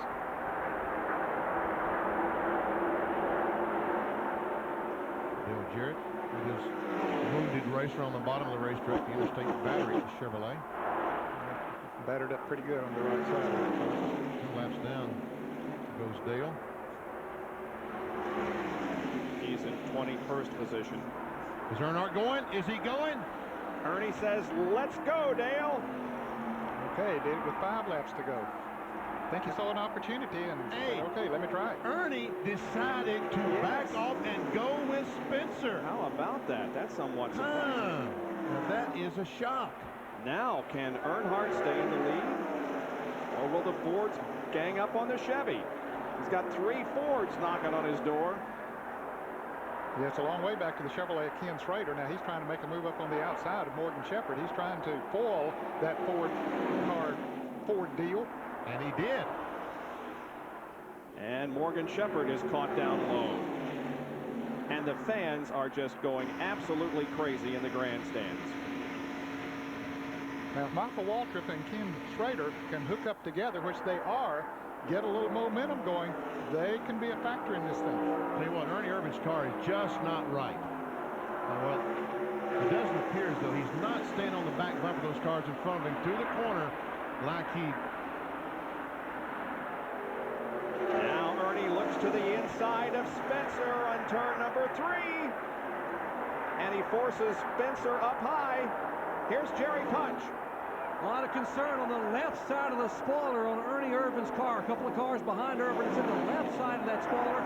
Now it looks loose like the right side did earlier when they fixed it. So keep an eye on Ernie Irvan, simply the left rear spoiler. And Spencer is going for the lead. A slow car up there. He and Earnhardt almost touch. Man. Wow. Spencer is to the inside. He needs some help, though, and there's a Chevrolet. Earnhardt's got him a buddy out there with Ken Schrader. And there's Ernie back here. Michael Waltrip chooses Spencer. And he's going to go try to go by Spencer. Oh, my. 3 wide into turn 3. Michael survives. In fact, has a half-car length advantage on Earnhardt. But Earnhardt's on his outside. Here they come side by side. 2 laps to go when they cross the line. Wow, what a race. This has to be one of the best races I have ever seen. 12 cars are hooked together, and each of them could win. Michael Waltrip is running second. Behind him, a side-by-side battle between Spencer and Schrader, with Ernie Irvan looking on. Can Michael Waltrip add to the list of the drivers who has won his first NASCAR Winston Cup race here at Talladega? Spencer goes inside of Earnhardt once again for the battle of fourth. Inside of Irvan. Irvan, I should say. They come off the corner there, side by side, Irvan and Spencer. Very, very close. Now they're side by side and they're losing ground. The white flag is coming out. One more lap to go around the 2.6-mile Talladega Superspeedway. It is Earnhardt, Michael Waltrip, and Ken Schrader running first, second, and third, and then Ernie Irvan. And behind Irvan, a tremendous battle for position involving several cars. Irvan sneaks up on Ken Schrader. Boy, he had him a run going, and Michael Waltrip trying to go by Earnhardt. Earnhardt made the track awfully wide, as he suspected he would do. Here comes Ernie. Ernie to the inside. He's got second. Now sets his sights on Dale Earnhardt as the cars approach corner number 4. They come into the tri-oval. Let's just listen and see who wins the Winston Select 500.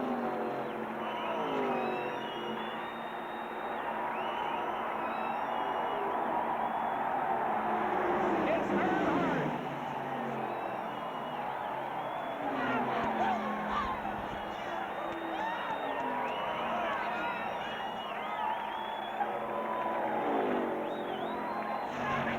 It's his 7th win here at Talladega. Dale Earnhardt wins the Winston Select 500. We'll be right back.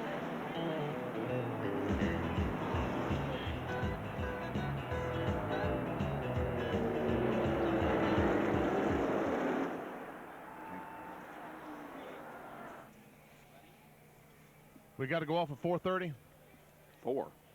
Oh, okay. Okay, 4:30.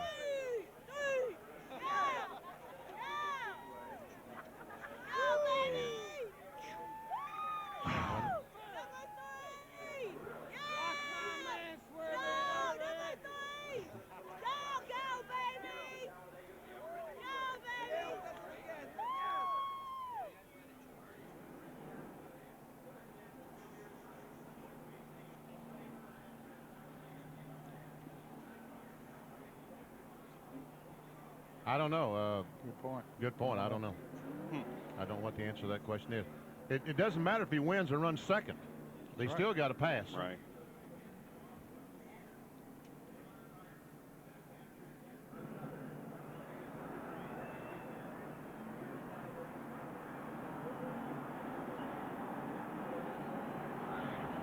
Ernie evidently passed.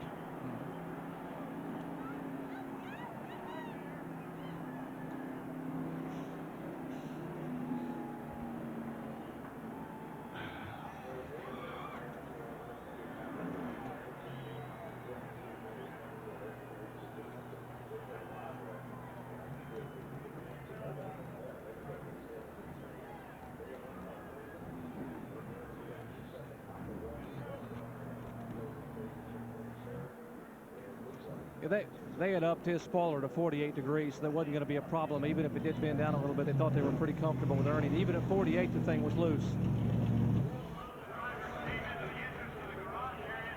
So nobody gained anything in the points. Ernie led the most laps. I told you that. He's looking at us today. We're boss around there.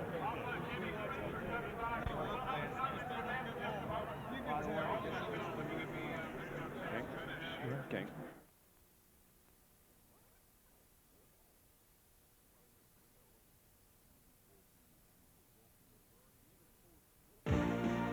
ESPN Speed World being brought to you by Quaker State, the intelligent oil for longer engine life. By Chevrolet, the cars and trucks 36 million people depend on every day. Genuine Chevrolet. And by AC Delco Automotive Parts. AC Delco, it's like buying time. Jerry Punch is in victory lane. And Dale Earnhardt climbs out of this big Chevrolet and grabs his daughter Taylor Nicole and gets a kiss from Teresa. Dale, congratulations. Well, thank you. It was a great race today for us, and lucky to win it. I want to send our thoughts and prayers to the family of Eric Senna and all his fans. He was a great racer, and it's a shame to see him go like he did. But, you know, it's tough. But, you know, we had a pretty good day. Our car was right there all day. I don't think it was the fastest or the strongest, but it just kept on coming back to the front and kept on, you know, jockeying for position there.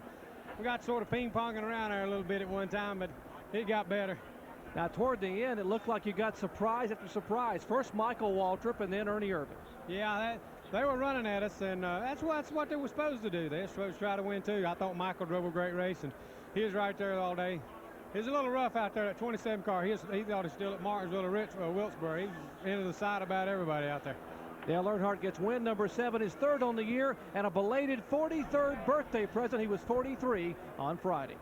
And it's his 38th Superspeedway win, moving him ahead of Bill Elliott and Darrell Waltrip on the all-time list.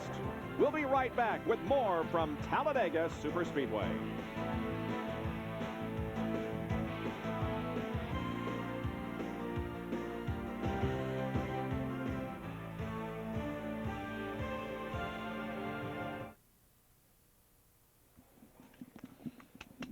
Well, he was right on what he said.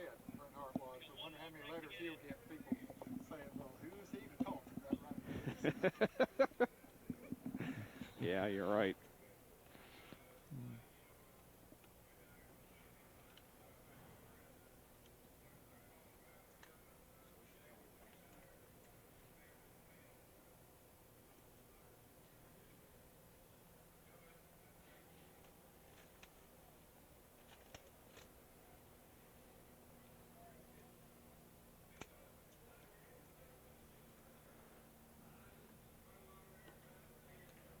Where did Michael end up? Third. Third?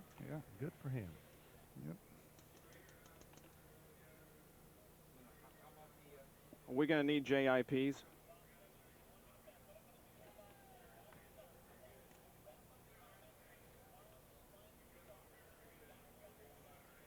Okay.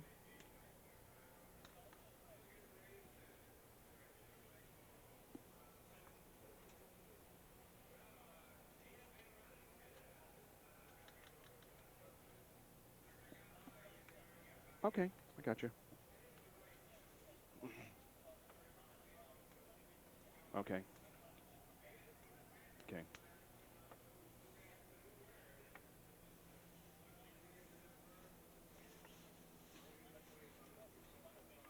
Okay.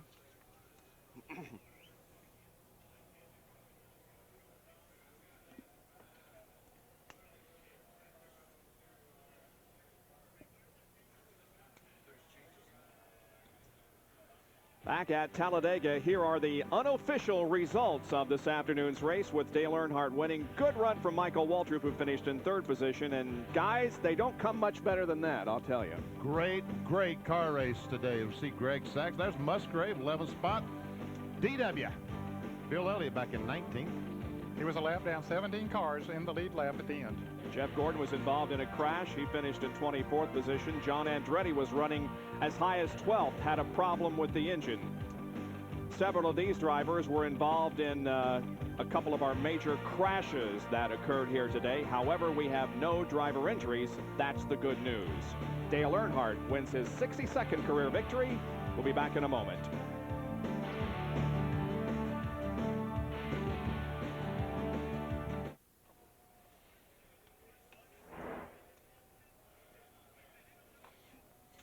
Are we going to need JIPs?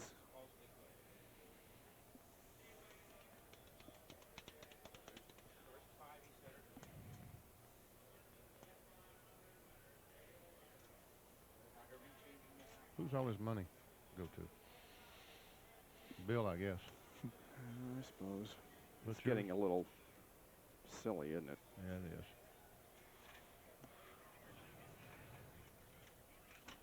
What are we doing?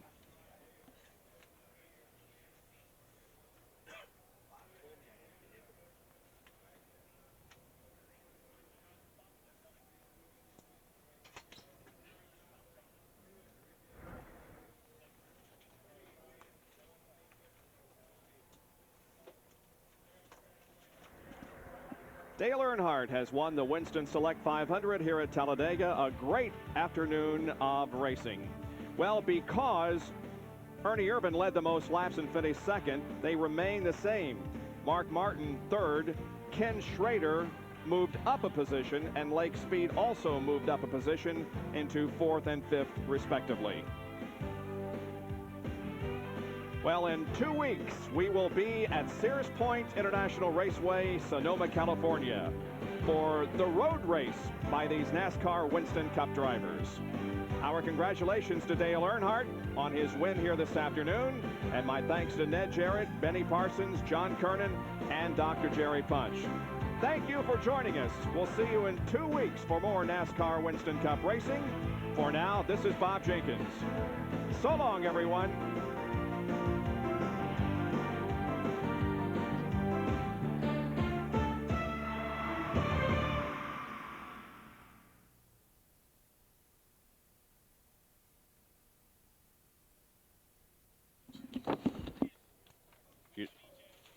Okay. Okay. The man simply outdrove him, didn't he? Yeah. Sure looked that way, didn't it, Ned? Yep, sure did. That's tough, man. Tony did a hell of a job. That's yours, Ned? That's mine. I thought you put yours over there. That's mine is on the hook. Yeah. Yeah. Yeah. Thank you. Ready.